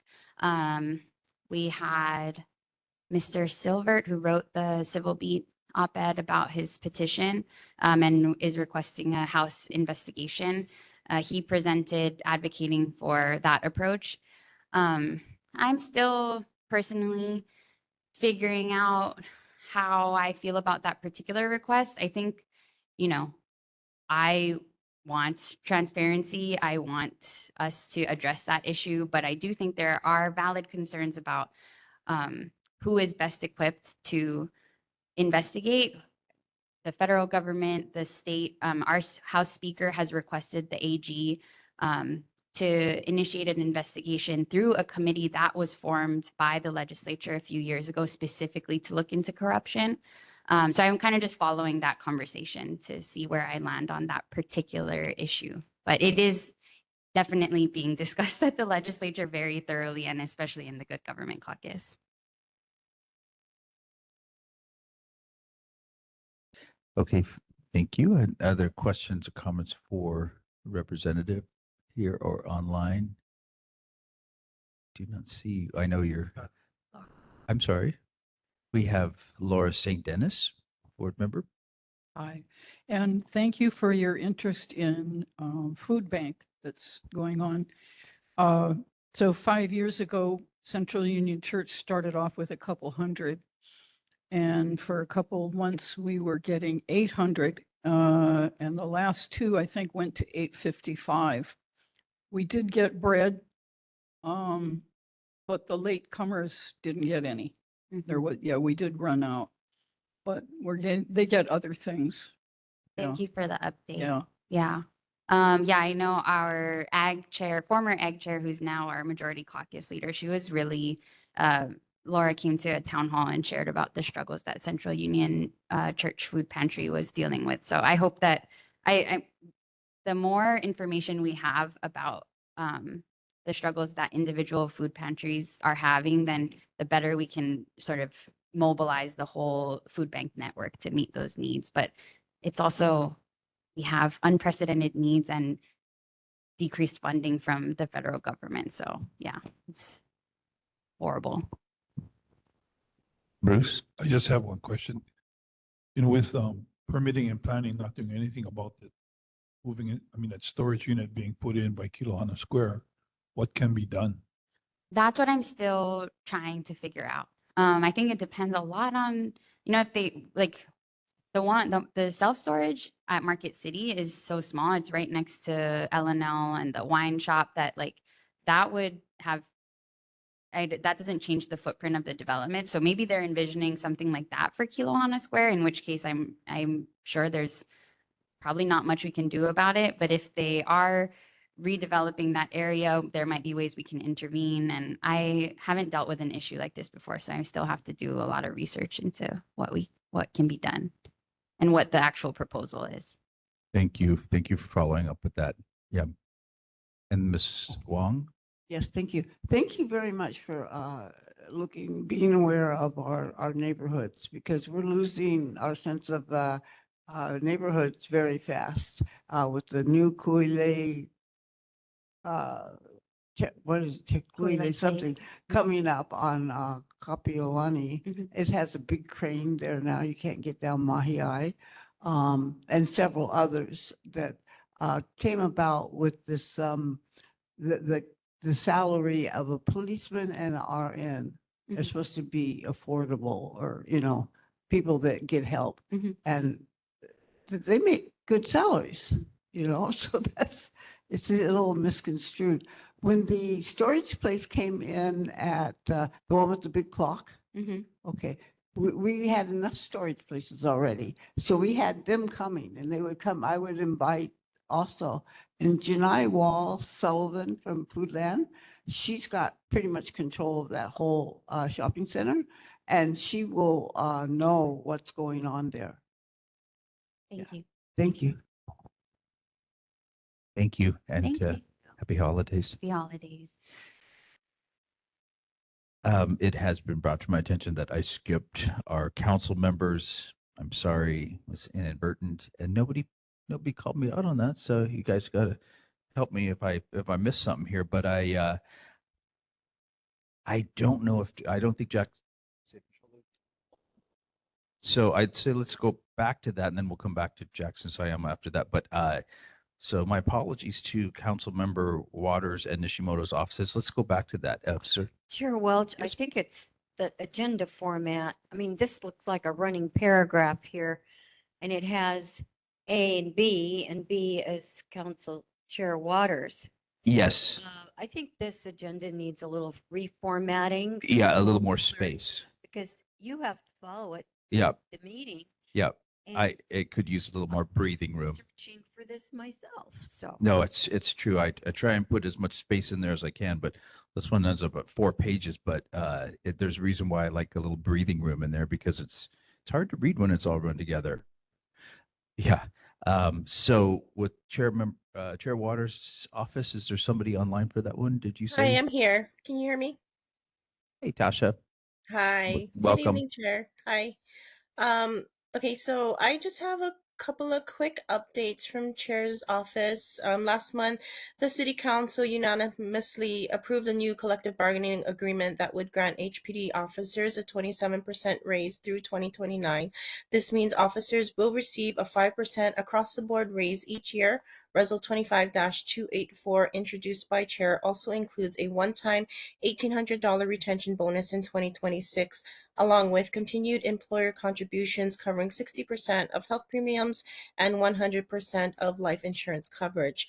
This agreement honors the commitment of our officers while addressing one of HPD's most pressing challenges, which is recruitment and retention. And Bill 46, Honolulu Police Department is now required to release certain urgent or emergent information to the media and to the public, such as an alert if there is an active shooter in the community. Bill 46, which was sponsored by Chair Waters and Councilmember Agitoba, passed out of full council earlier this month. The public safety is Chair's highest priority, and he believes that the media plays a critical and essential role in informing the public about situations that could impact the safety of our residents. And with that, I'm happy to take back any questions or concerns to Chair Waters. Board Member Wong?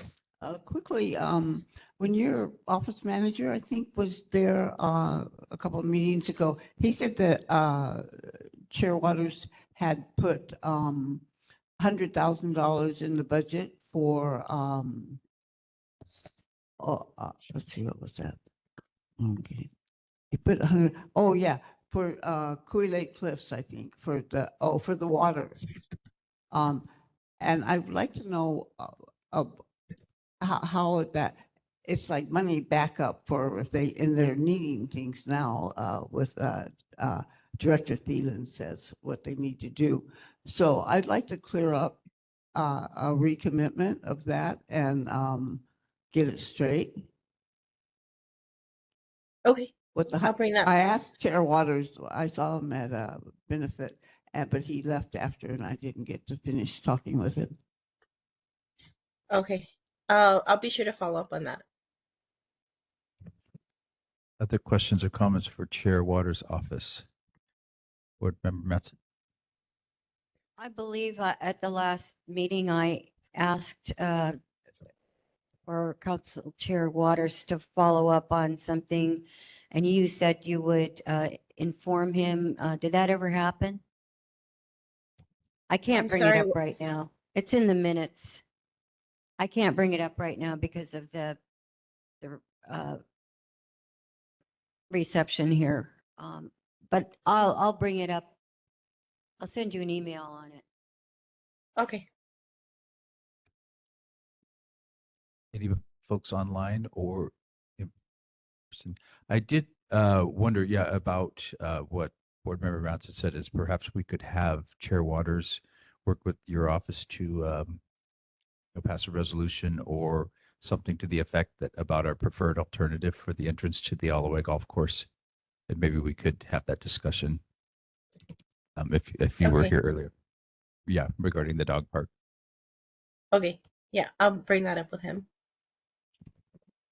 Thank you. Well, I think the request was to ask him to attend this meeting. We never see him, so we never get a response in time. So would he be able to attend one of our meetings either remotely or in person sometime?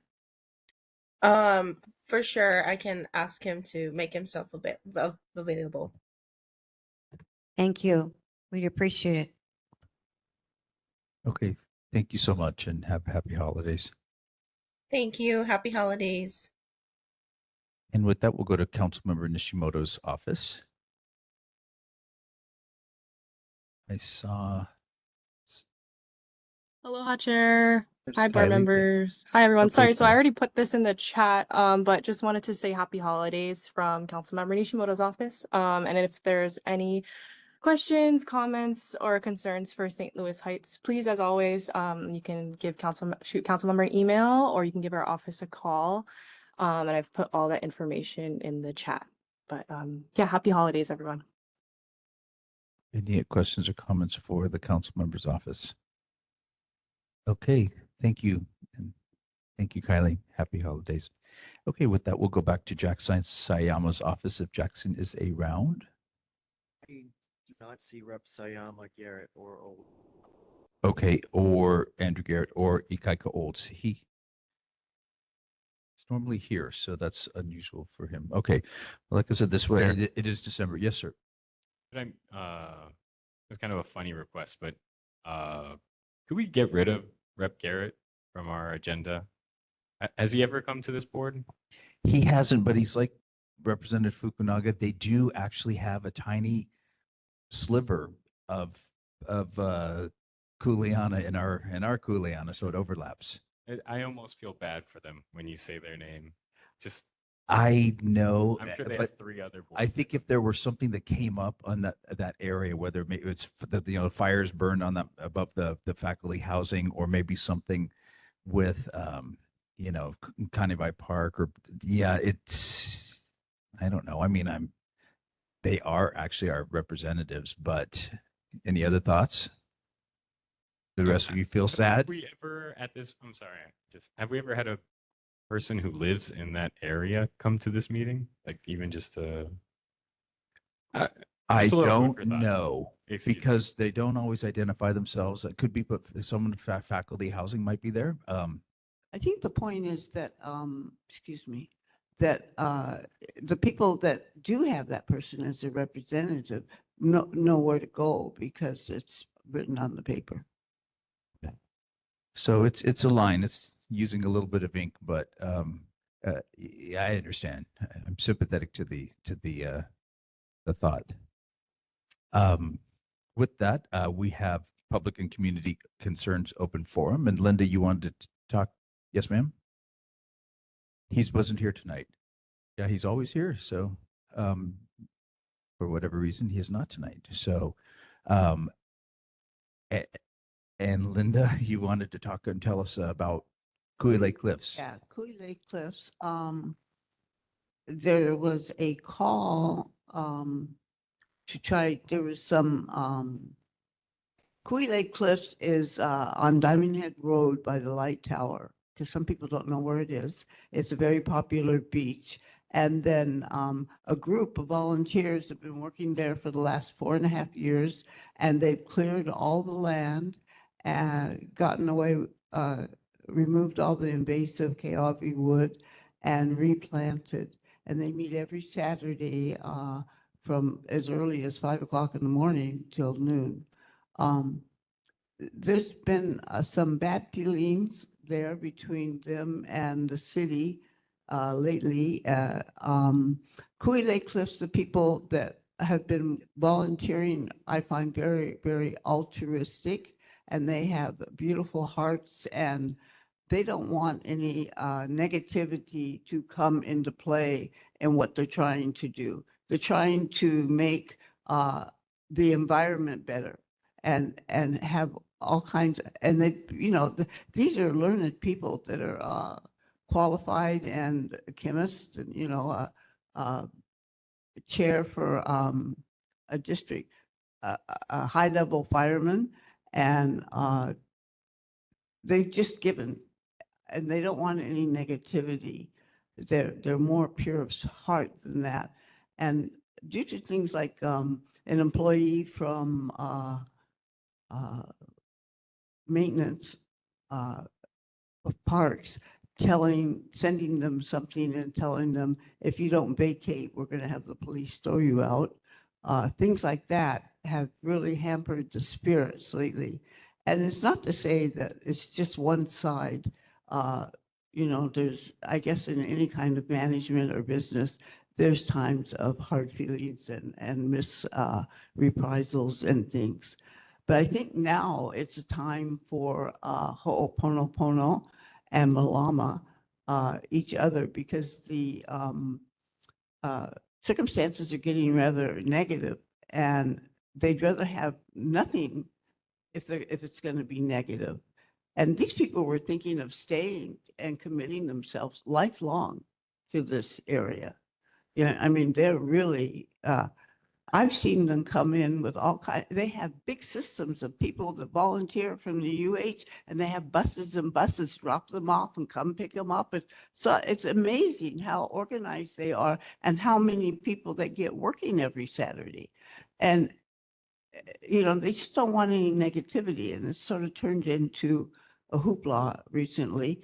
So I think they just need some time to back away from each other and try to get some breathing room and get back to the purpose that they were, to keep the environment clean. They want positive thought cycles and energy. They have been many hurt feelings. They're committed to the caretaking of the environment, no matter whose job it is, be it the city or the volunteers. This is really supposed to be how it's supposed to be. Let's foster camaraderie and recoup the integrity and love that really formed Kuilei Cliffs as it was inspired and it's really supposed to be. So I'm sort of calling for a regrouping, thing of healing, and for the two parties to come back and try to help each other rather than pick sides. And so there will be, that's what the news was here tonight for, and this will be on the 10 o'clock news if you care to watch.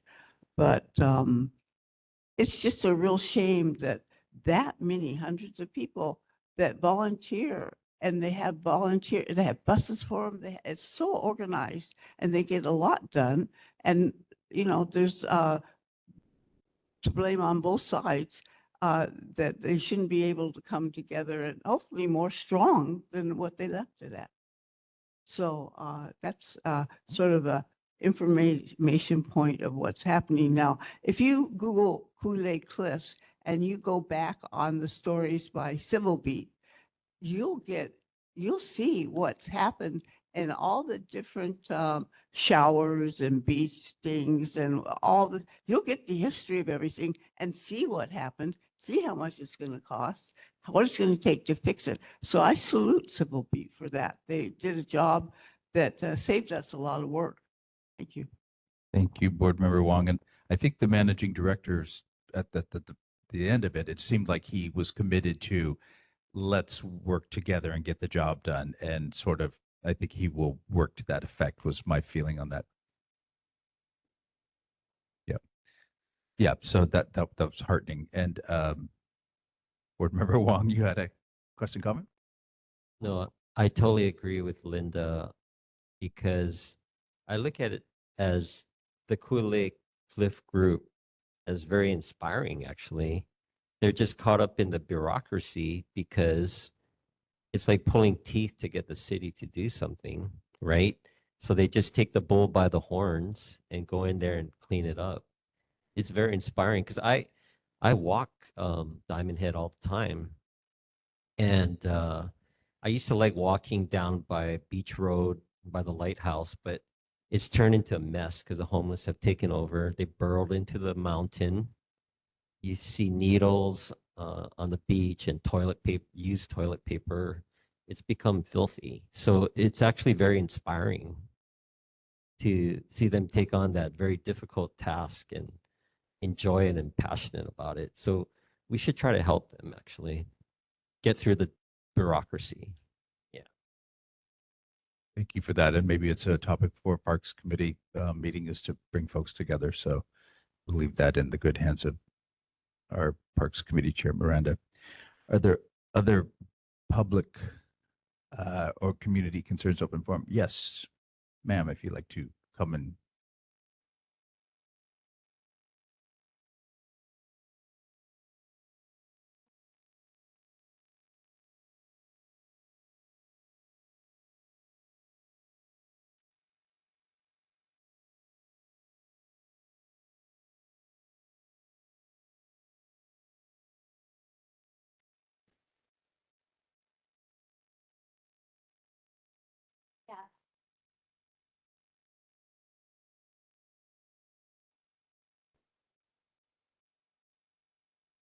And for the folks online, maybe if you can just introduce yourself and tell us what you gave out.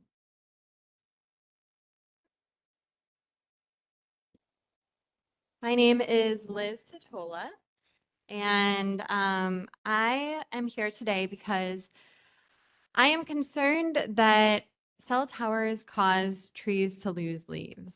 Even a Google search will show you that cell towers cause trees to lose leaves. And when trees are losing leaves, I think it provokes the question of what could be happening to human beings. It is concerning. Trees are living things. We are also living things. And the more I've looked around Honolulu, the more I see trees that are missing a really significant portion of their leaves. There is one tree in particular at the corner of Ke'emoku and King Street. And that street, that corner, has a tree that has an entire large branch that is just completely empty of leaves. And there are studies, including this one that I have here, that demonstrate what it looks like when trees lose leaves because of radio frequency radiation. And so you can see here, the damage is generally asymmetrical in nature. So, you know, sometimes it's like half of the tree will be missing leaves. Sometimes it's just one branch or just a section of branches. Sometimes it's just leaves around the periphery of the tree. And, you know, I have another picture here. This is another picture of the asymmetrical leaf loss that you can see from cell towers. And I'm concerned about it because the number of cell towers has dramatically increased since 2019. 2019 was when there was a push for deregulation of the telecommunications industry. There was use of new frequencies. 5G was enacted at that time. And that was the transition from 4G LTE to 5G. And 5G is kind of a special thing because it requires a ton more cell towers than existed before. 4G LTE relied on different frequencies that can travel relatively far distances. 5G, on the other hand, has millimeter waves that cannot travel far distances. They need to have more towers in order to accomplish their objective. In addition to towers, it also requires antennas and small cells. And these are placed within several, you know, they're placed like right next to residences. Like, I don't know if it's 10 feet or 20 feet that's required, but they're right in front of people's homes, these small cells. And it's concerning because sometimes we don't even know where they are. These small cells, which are emitting radiation, are placed at the top of telephone poles. So unless you're really, really looking for them, you honestly probably wouldn't even notice that they're there. But they are, and there are a huge amount of cell towers and antennas, and now these small cells that are going up. And there's actually a desire by the federal government for there to be even more. So currently, going through the US Congress, there are bills that are being pushed through to enable there to be a further streamlining, where local governments don't get a say. Historical conservation purposes, as well as environmental concerns, will be completely overridden by these new bills. And this is already on top of a lack of regulation and a lack of monitoring. And I'm concerned about this because, you know, I do love trees, big tree lover here. But I'm more concerned about the humans because we are in the midst of a health crisis right now. How many people do you know who are having trouble sleeping? How many people do you know who have chronic headaches, feeling nauseous, anxiety, depression, having issues with their digestion, tingling, numbness, brain fog? All of these symptoms are tied to EMFs. They are tied to radio frequency radiation. And that's what we're seeing a lot of right now, people who are not feeling well. And there are a ton of initiatives related to health that are going on right now. But the question that no one seems to be asking is, well, what about these cell towers that are newly spaced right next to our homes, that have gone up in churches, that have gone up in our backyards, that have gone up at our schools, at our preschools? Who's monitoring the radiation being emitted from those? Well, I can tell you who's not. It's not the Department of Health. And also the Public Utilities Commission has very limited oversight.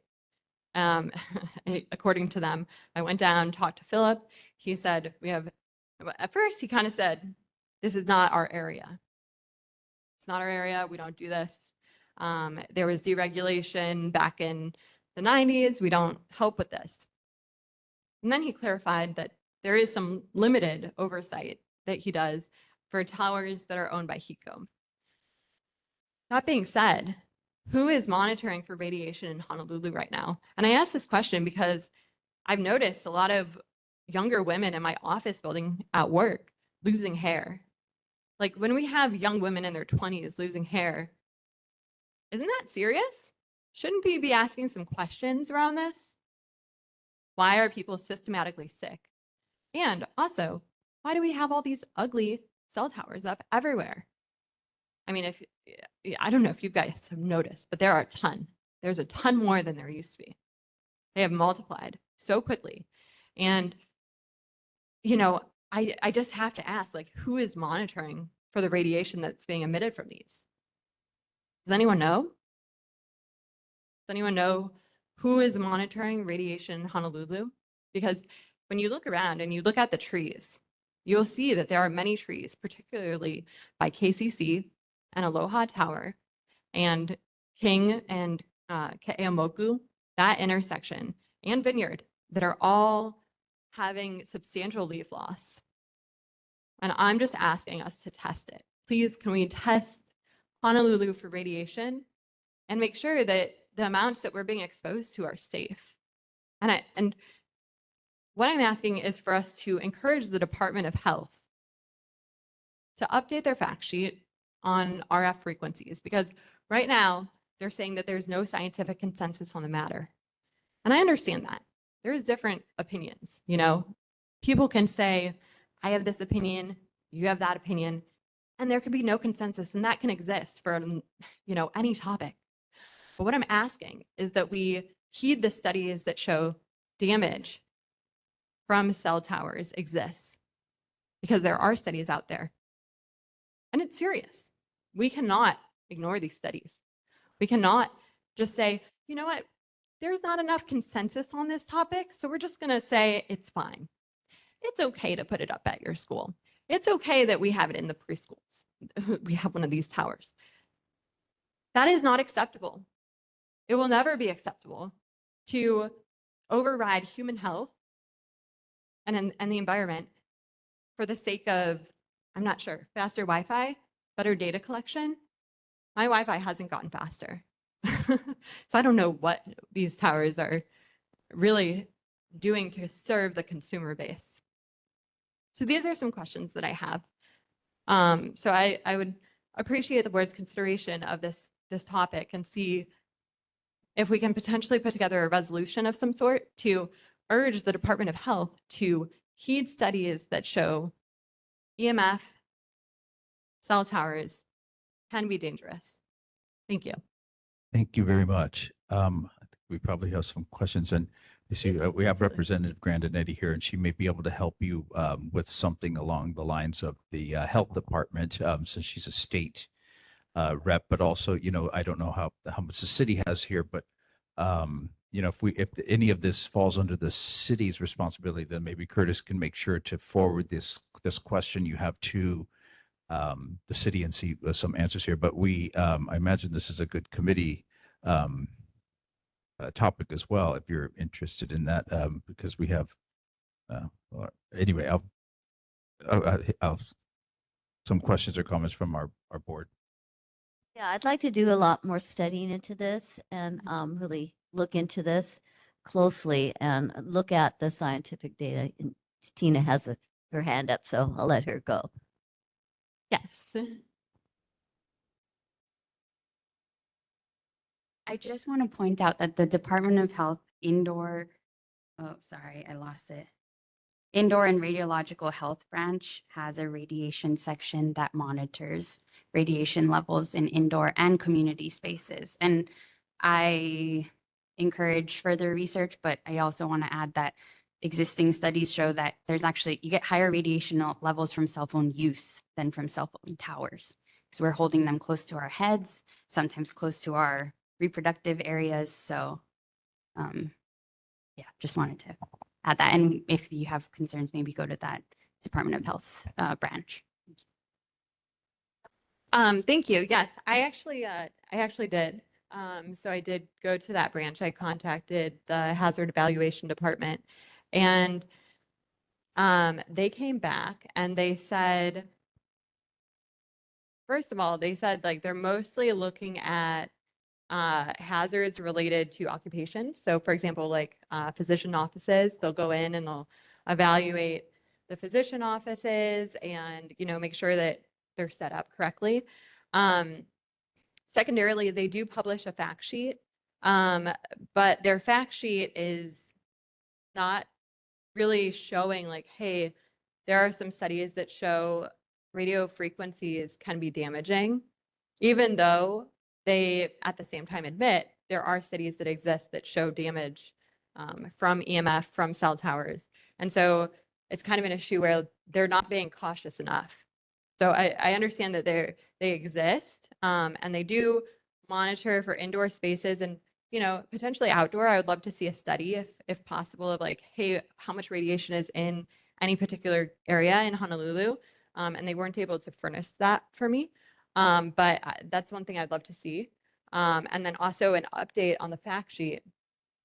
Because right now they said the fact sheet is basically put together via guidance from the CDC. So they focus on the Centers for Disease Control data and information.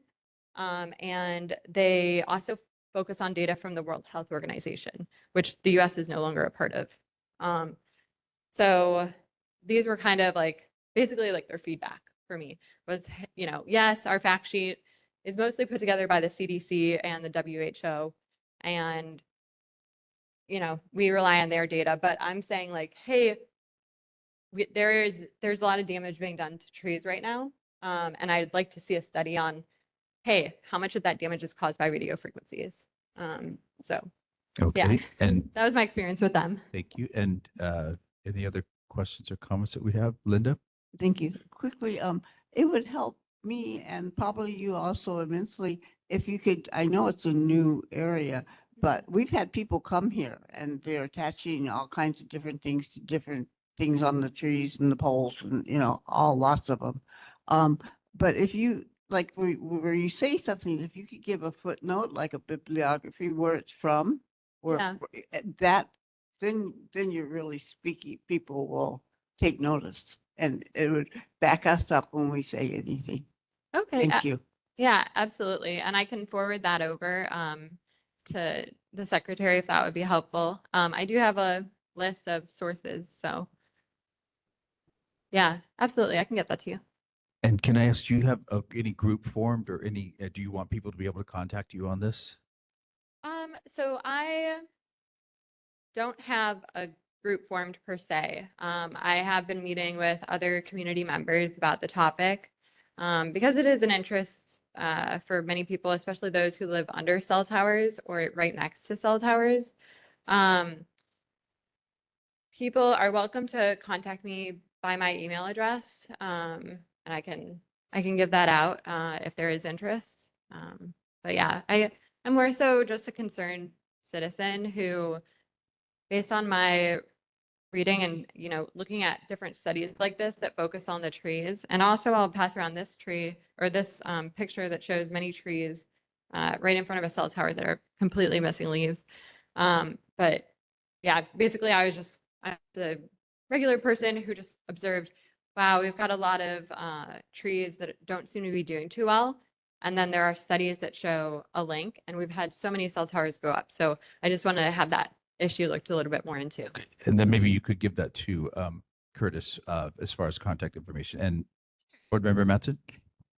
Thank you so much for coming to the board and sharing your concerns. I think this is a very important issue. It appears that this would require legislation to form requirements and policies and protections. We do have a state legislature, and they have specific committees that delve into this. Also, we have a board committee, the Environment Committee, and you just heard from Arlene Velasco, the chair. We also on our committees, we just don't have board members. We have members from the community. So I'm just wondering if you might like to participate in a committee meeting in the near future regarding this, because I think a lot of people are unaware of this, and yet we see all of this evidence that you've brought up. And this is a highly it's a highly threatening public issue as far as I'm concerned. So I'd like to see more research on this. Thank you. Yeah, thank you.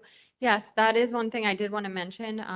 State Senator Gabbard has graciously offered to put forward legislation on this topic. So there should be a bill being introduced in the next legislative session related to this, requesting that the Department of Health update their fact sheet to show and to heed studies that show radio frequencies can be damaging, and cell towers, spaced close to residences and schools, could be harmful. And there are studies that do show that. And we need to heed those studies instead of the studies that are more lenient and say, well, maybe everything's fine. And maybe, the damage is related to a different factor. And we have a comment from Laura Ruby. There's another issue after she's finished. Community concern. Okay. Yeah. Okay. So for this one, if you would give Curtis your contact info, if you're okay with that, then that can go into our meeting minutes, and people can contact her unless you want to say it out loud, online right now for your Gmail or your email. Sure. Yeah. My email address is lizmorquecho@gmail.com. Can you spell that? Yep. So LIZMORQUECHO@gmail.com. If anyone is interested in getting involved with, pushing for more legislation related to the cell towers and helping to protect our health, I definitely am interested in connecting with you. Well, we certainly appreciate you coming out, and it's an issue that's come up before this board before. So we look forward to more involvement as time goes by. Okay. Thank you so much. Really appreciate it. Thank you. Okay. And Laura Ruby. Yes, thank you.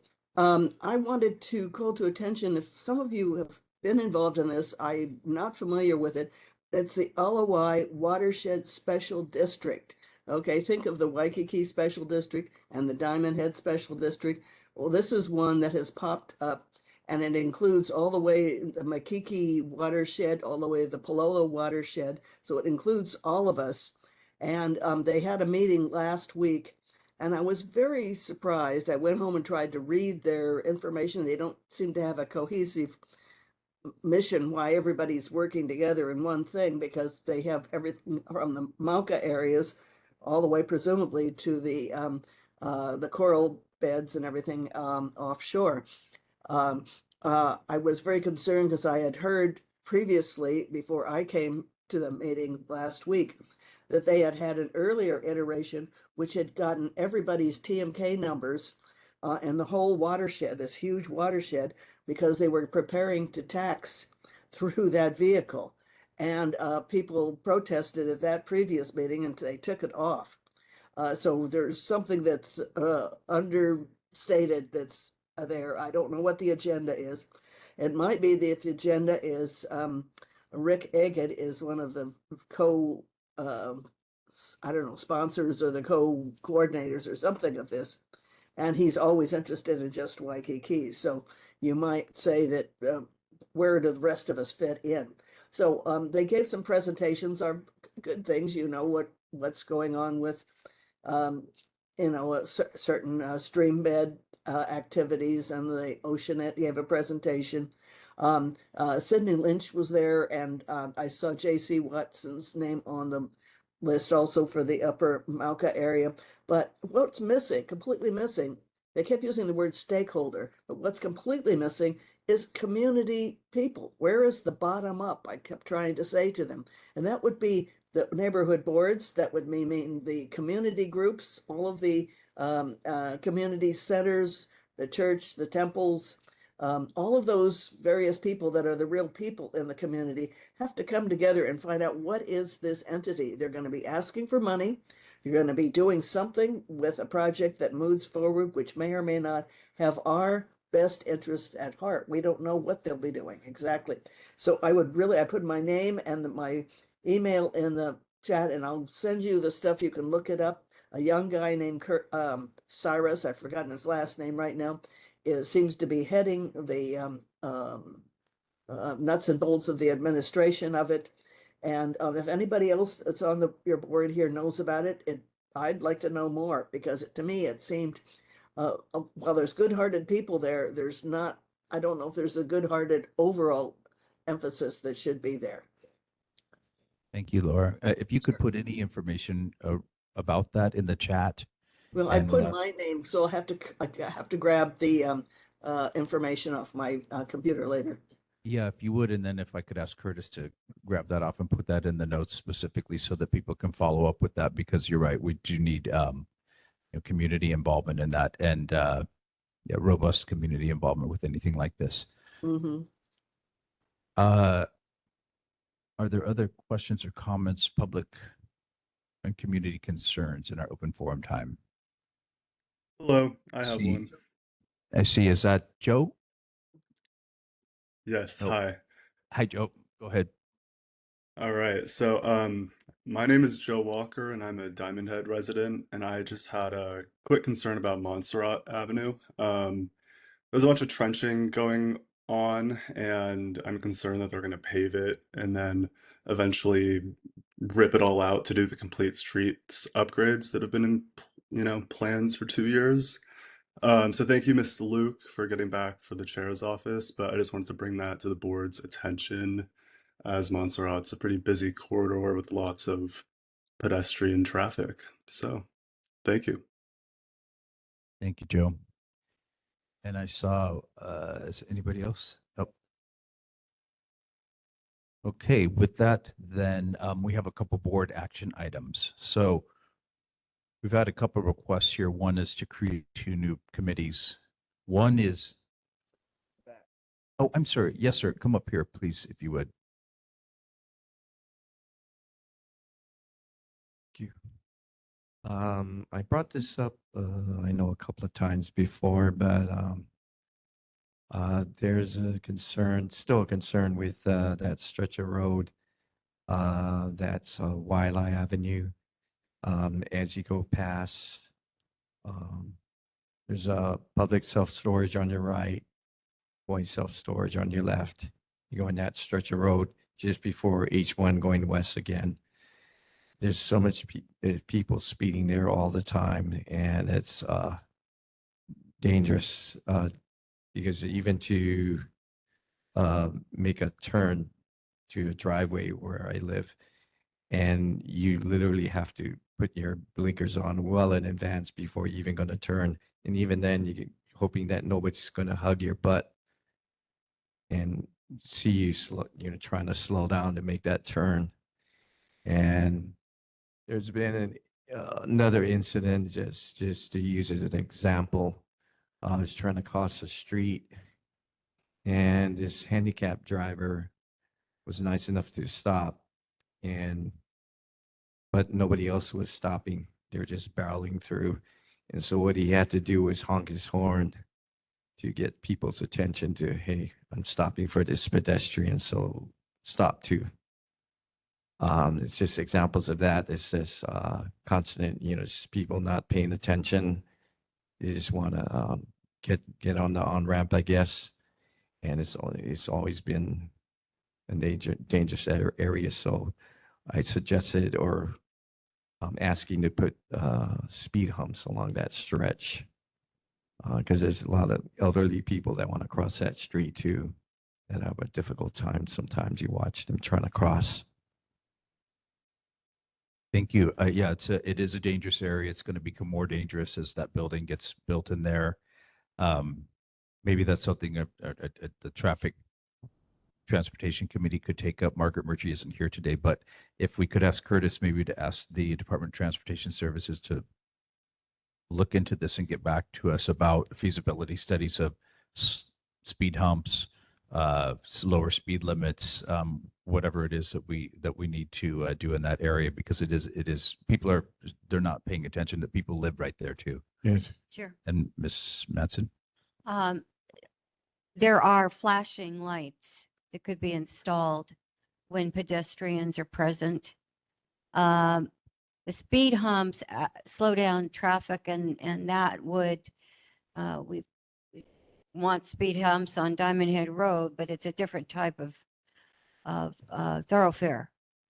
I think the flashing lights would be more visible, would make people understand that they have to stop when there are pedestrians. And that's just a suggestion, but certainly this should go to the Traffic Transportation Committee. Thank you. And Chad? That's a possibility, but then the way people drive now, I don't think they pay attention to this kind of stuff. There's a lot of sociopathic driving. And Chad? I just wanted to ask you, is this pretty close to that? I call it kind of the back exit of UH, where people will kind of make this suicidal left across that whole, is it near there? Yeah, that's a horribly dangerous spot. I can't imagine how it got designed that way in the first place.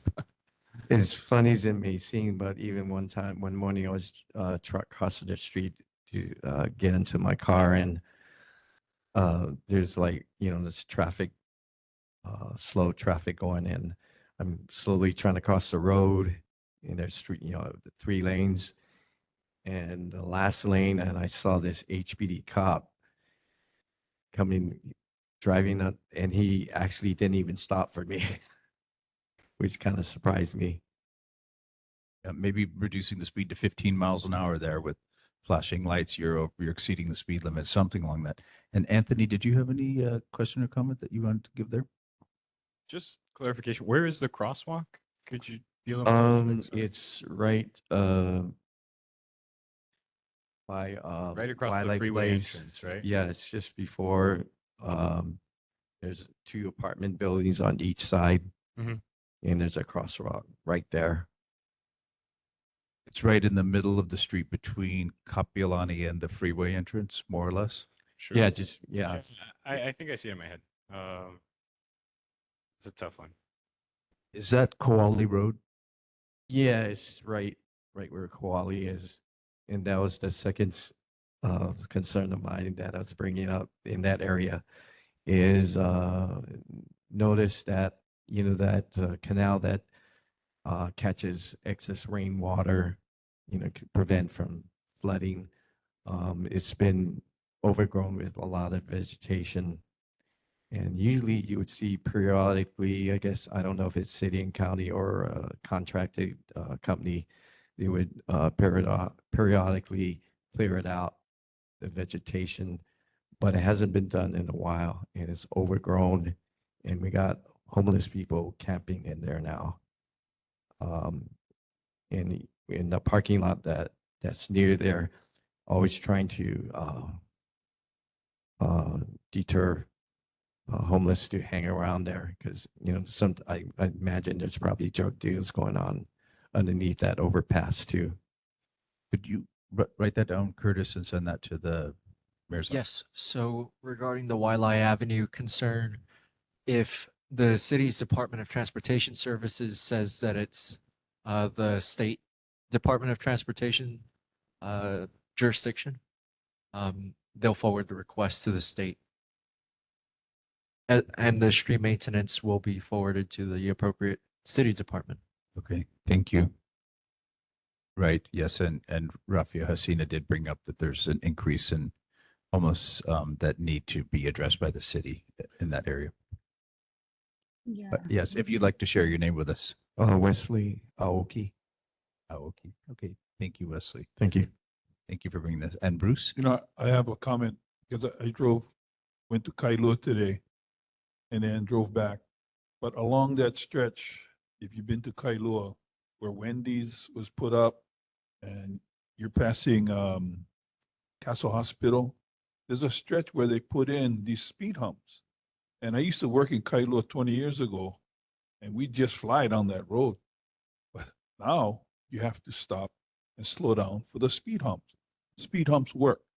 I think someone here made a comment about speed humps slow down emergency vehicles. They put speed humps along Kalaniana Ole in front of the fire station where the detention home is. And everybody slows down for those. Speed humps work. So they just have to do it. Thank you, Bruce. Okay, and thank you for coming, Mr. Oki. So we did, back to the board items, we did have a couple things. One actually was, so we have a permitted interaction group on taxes. So what a suggestion was that we have had is to create a committee on this, because once the permitted interaction group is done, it's done. Whereas a committee can be an ongoing enterprise. One can meet without, I guess, as much public notice, but the other one needs public notice. They can exist at the same time. So I was talking with Curtis. He said both of these are okay to be on there.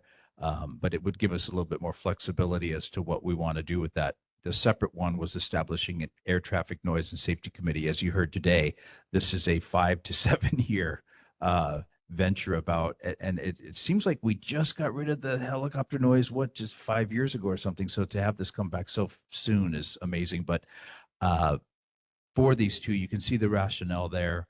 I don't know if we need any discussion or a motion on and then discussion. What's right, Curtis? Motion, then discussion. Chair? Yes, sir. Actually, Curtis, please. No, go ahead. Okay, I'm ready to discuss. Go ahead.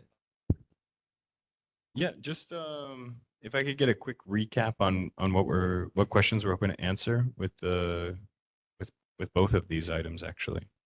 Okay. Really helpful. So with the property taxes one, it's just that this can be an ongoing process, and it doesn't need to. Because taxes, what do they say? Taxes and death. This is going to be an ongoing issue as far as addressing taxation in this area. So rather than have it be a finished done deal with a permitted interaction group, it could be an ongoing discussion that doesn't necessarily have to come to a specific conclusion and end. For the air traffic noise and safety committee, this is also a very long-term discussion. So rather than a one and done, even if that were 6 months or a year, because this is envisioned as a very lengthy process, that there's going to be, they said there's at least 12 points of the public weighing in. So that might be potentially the committee coming back to the board and saying, we've found this, we'd like to weigh in on this 12 times. So but it would be a public process where we'd have to have more, I guess, more sunshine on it would be the rationale. That was my concern about the pig, that once it's submitted, then it's over. You can't bring it up again. So, I didn't know what to do with that. So, but it's an ongoing thing that's been going on. I've been working at this property tax thing for about 4 years now with different people. And so it's an ongoing issue that needs to be resolved by our politicians, and they need to pass different laws. And we could dissolve the permitted interaction group as well. I mean, they don't both have to be there.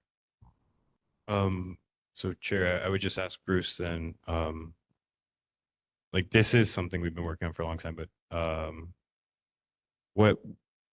what do we hope to accomplish with the committee that we aren't already able to do at these meetings?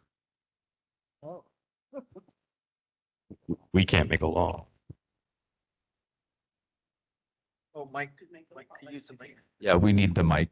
So, So I can, she said to, come up with legislative solutions, but I'm just confused as to why that isn't something we can do with the pig.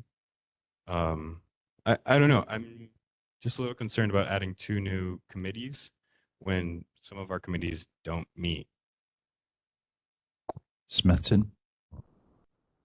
Well, it's pretty obvious because permitted interaction groups can meet as many times as they want. They don't have to notify or put meeting notices out.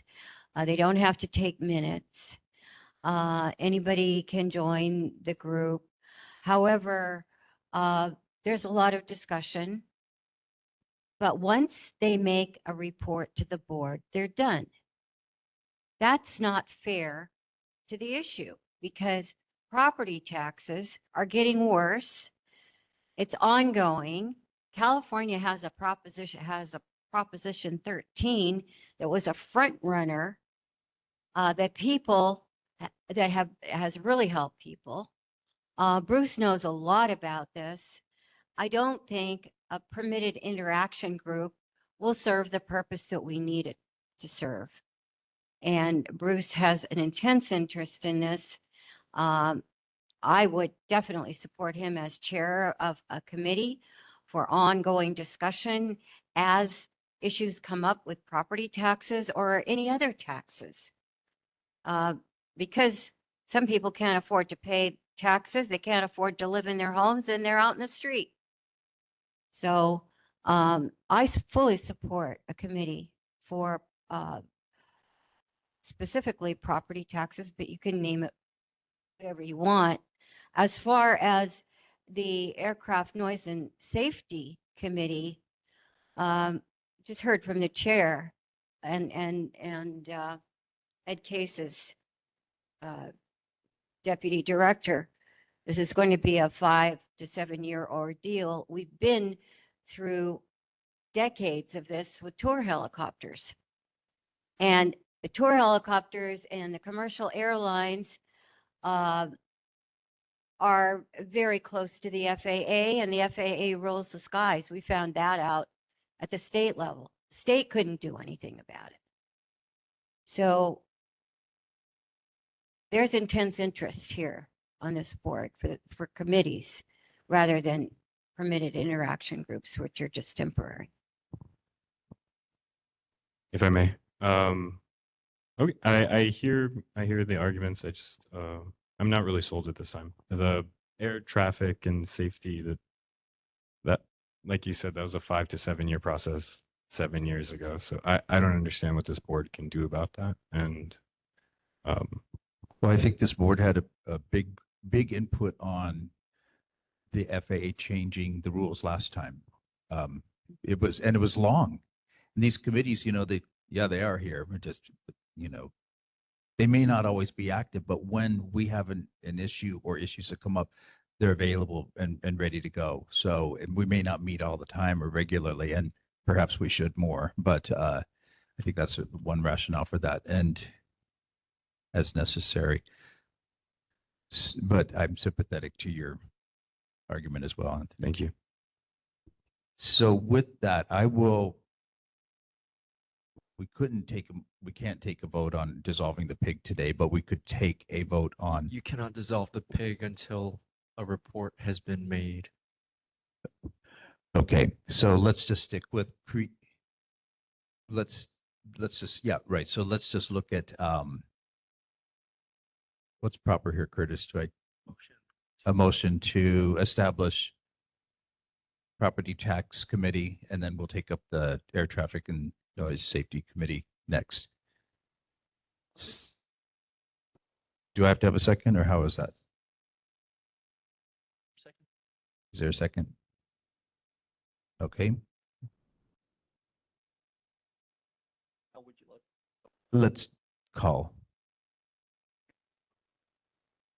Allen, Aye. Hasina, Aye. Matson, Miranda, Abstain. Murchie, Rosman, St. Dennis, Velasco, Wasden, Aye. Witherwax, Abstain. Bruce Wong, Aye. Linda Wong, Kendrick Wong. Abstain. Okay. And Welch. Aye. Okay. 9 votes in favor and 3 abstentions. The committee has been formed for Okay, and- property taxes. Can I appoint Bruce or suggest Bruce, or how does that work? Yes. The board can come to a consensus on the committee chair and also the committee membership. And if there needs to be an election, if there are more than 7 board members who would like to be on the committee, then a vote can be made. I would suggest that we have Bruce be the chair of that committee. Okay, is there any objection to that? Are the members of the permitted interaction group, well, who would like to be on the committee? Let's just say that. Linda Wong, Laura St. Dennis, and maybe the existing members on the permitted interaction group who may not be here, and Kendrick Wong would also like to be on that. And then I will suggest any other members that may be not here tonight who are on the permitted interaction group beyond that. Action group. I would like to. And Rafia Hasina. Thank you, Rafia. Right. Well, he's interested, so good. Would you like Arlene Velasco and Margaret Murchie to also be on the committee? They're listed as members of the property. Yeah, and tax Velasco, committee. and let's put on Margaret then, since she's not here, we're going to volunteer her. 2, 3, 4, 5, 6, 7. That's 7 on the dot. 7, okay. Thank you. Okay, for the next one, establishing an air traffic noise and safety committee. We've had some discussion on it, but I will motion that we establish this committee. Any second? Michelle Matson seconds, and if we can take a roll call on that too. Allen, Aye. Asina, Aye. Matson, Miranda, No. Murchie, Rosman, St. Dennis, Velasco, Wasden, Aye. Witherwax, No. Bruce Wong, Linda Wong, Kendrick Wong, and Welch. Okay, 10 votes for the committee, 2 against. Are there suggestions for a chair? You're interested, Ms. Matson? I would like Chad. Okay, Chad? Happily accept. Okay, so Chad would be the chair. Who is interested in being on this committee? Ms. Matson? Laura St. Dennis?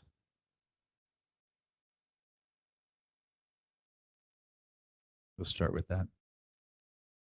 Ex officio, non-voting. I'm ex officio on everything. Unless you want to be a voting member of the committee. Is that an option? Yes.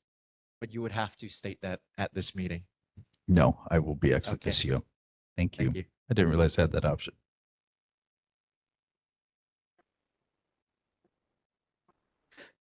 So others who wish to join, then we will add to them next time. Yes, certainly.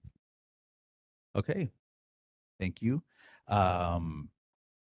Chair's announcement. We've had a good year. It's been a tough year for us in many ways, but it's been a good year for this board. Thank you all for your participation. Your step up, you're doing the work, you're listening to your neighbors and your friends, and you're representing the community. We have our next meeting in a month. Do we have any? I don't think we have any committee reports right now, so let's go straight to St. Louis Sub District Julia Allen, number 1. St. Louis Heights Committee Association decided to recess for the month of December, and that we will have a new list for the meetings in 2026. Sub-District 2, Anthony Miranda. I just wanted to touch on the memo we have from Ochos, the business that was floating around here. There's did we an discuss that application earlier in the for a meeting? liquor license for Ochos 888. Is that the name of the business? Yes. And it's in the same area as, it's right on Kaimuki Street and Kapahulu. Right Yep. on Kapahulu. Yeah. Right. They're asking for an exemption to their liquor license fees. Maybe I misread it. Anyways, they're looking for some assistance from this board, some support to, get some alleviation of the fees they're required to pay for their liquor license. Shall I read it? Yeah. Okay, it's from Ochos 888 LLC, 949 Kapahulu Avenue. Chair Welch, this is to inform you that Ochos 888 LLC has filed an application for a special liquor license to be effective from January 28, 2026 to January 27, 2027. This application is for a special liquor license for, yes, ma'am. Not on the agenda. Could we have it on next month's agenda and have the copy on the board drive? I think that's totally reasonable. Yeah. Yeah, because I just got this tonight myself. Yeah. So we couldn't support it one way or another, but And there are two other issues that are pending here. The proposed Kapiolani Park land exchange Chair, we're still in the sub-district 2. in and out of the wards. trust. yeah, I think, yeah. I do want to bring these up before the meeting ends. Sure. Thank you. Well, for this one, then I think I will put this letter in our board drive. We can bring it up next month because although they may be looking for something we're not going to be able to take any action on it. Could you invite them to? Certainly. Yep. Christina Ohira, if you're out there, I'll put you on the agenda for next month. And I'll put this in our board drive. So thank you for clarification. It takes a village. Anything else? Sub-District Chair Miranda? Okay. Yeah, thank you for bringing that up. Okay, with that, Sub-District 3 is Linda Wong. Oh, microphone, please. Mike, please. I think the Kui Cliffs thing is beleaguered and it's going to be ongoing. So they need a lot of support. They meet out there every Friday at 5 a.m. as early as that. And yeah, and they supply really good food, all good, clean food, and it's plenty of it. They have pans of food. Are you saying 5 a.m. or p.m.? I'm saying 5 a.m. on Saturday morning. Okay. But they're there till noon and they have lunch. Okay. Thank Okay. you. Yes, ma'am. Yep. Just because this is now the correct sub-district, apologize, Board Member Miranda. The Kapiolani Park land exchange that was presented by Managing Director Formby, he was unable to come to this meeting to follow up. He has indicated that he would have a conceptual plan for us. It's an issue for Leahi Avenue with questionable higher density from a facility. It's an issue for the Kapiolani Park Trust. It will be a court matter for decision. If the city wants to go through with this, there are other alternatives. There is now a process by which a new director for Ocean Safety Department now is being considered. There are 3 candidates. So we'll have a lot more information on this, but we need to get the managing director back to the meeting. And my understanding is that he feels he can be here in January, but I have to clarify that. Okay, thank you. The other thing is the the comments for the FAA due the 31st of January. We should develop some comments, preliminary comments about perhaps the possibility of the aircraft routes being changed, how it would impact neighborhoods, health, noise, toxins. We heard a little bit about that EMFs tonight. So I think we need to have a committee meeting. It is definitely going to impact the Diamond Head subdistrict and Kapahulu too. Thank you. Yeah, that's a My good, suggestion is we really work on a committee meeting right after New Year's. it's a good point because Roger we that. need to have that meeting before our next meeting if we wanted to consider the board adopting some comments. comment as a board. So it has to be a week at least before, well, preferably 2 weeks. So maybe the first, I don't know, it's sometime, but yeah, you get the On idea. the first of the year. Got Okay. it. And Linda? Do we know who the two candidates are for Ocean Safety Director? There's 3 of them. One was John Titchen and the other 2, it was in the newspaper. It was in the advertiser. The current fellow and one more. They were all approved by the Ocean Safety Commission. Is that what it is? The Ocean Safety Commission is considering the 3. They could have made a decision at their last meeting, but they decided to hold off because they wanted to read all the testimony in depth that came in. And it appears that there may have been extensive testimony in favor of John Titchen, the former director of ocean safety, but that remains to be seen. Remains to be seen. Okay. Thank you for bringing those 2 points up, and especially about having the meeting of our newly formed air and traffic. I just had a quick question for you guys because I'm sure this doesn't affect only our district. Was there some other districts maybe I should get on the horn with? And Say it again. What are you saying? like some of the other neighborhood boards, like Kaimuki. I know they fly right over Kapahulu. They fly right over Kaimuki, Kahala. Oh, yeah. Yeah. Okay. Yeah, exactly. Yeah.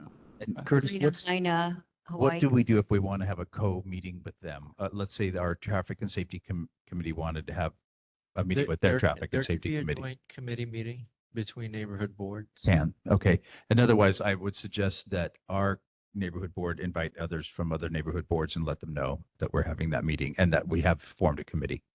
Gotcha. I got here kind of late today. Sorry, I got out of work late, but the gentleman, Tekoa, was he going around to the other neighborhood Yes. boards as well? Okay. He did say that it's his area, but he said he's committed to going around in the Okay. next while. Okay. Yeah. Thank you. Okay, were there any reports of members at other board or public meetings? Okay, well, seeing none, then that is our entire agenda, which is amazing. So next meeting is early in the next year because it's January 8th. Okay, so it is the second Thursday at 6 here. Thank you to our Olelo providers. Thank you, Curtis. I hope everybody has a very happy holidays. And we are finishing 10 minutes early. So there you go. All right. Aloha, everyone. Aloha. Thanks online. Happy holidays. Meeting adjourned.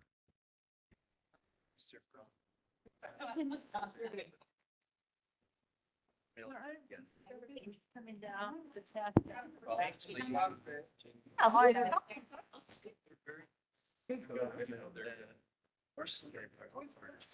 Yes, plus there's 72%. Too, I- Instead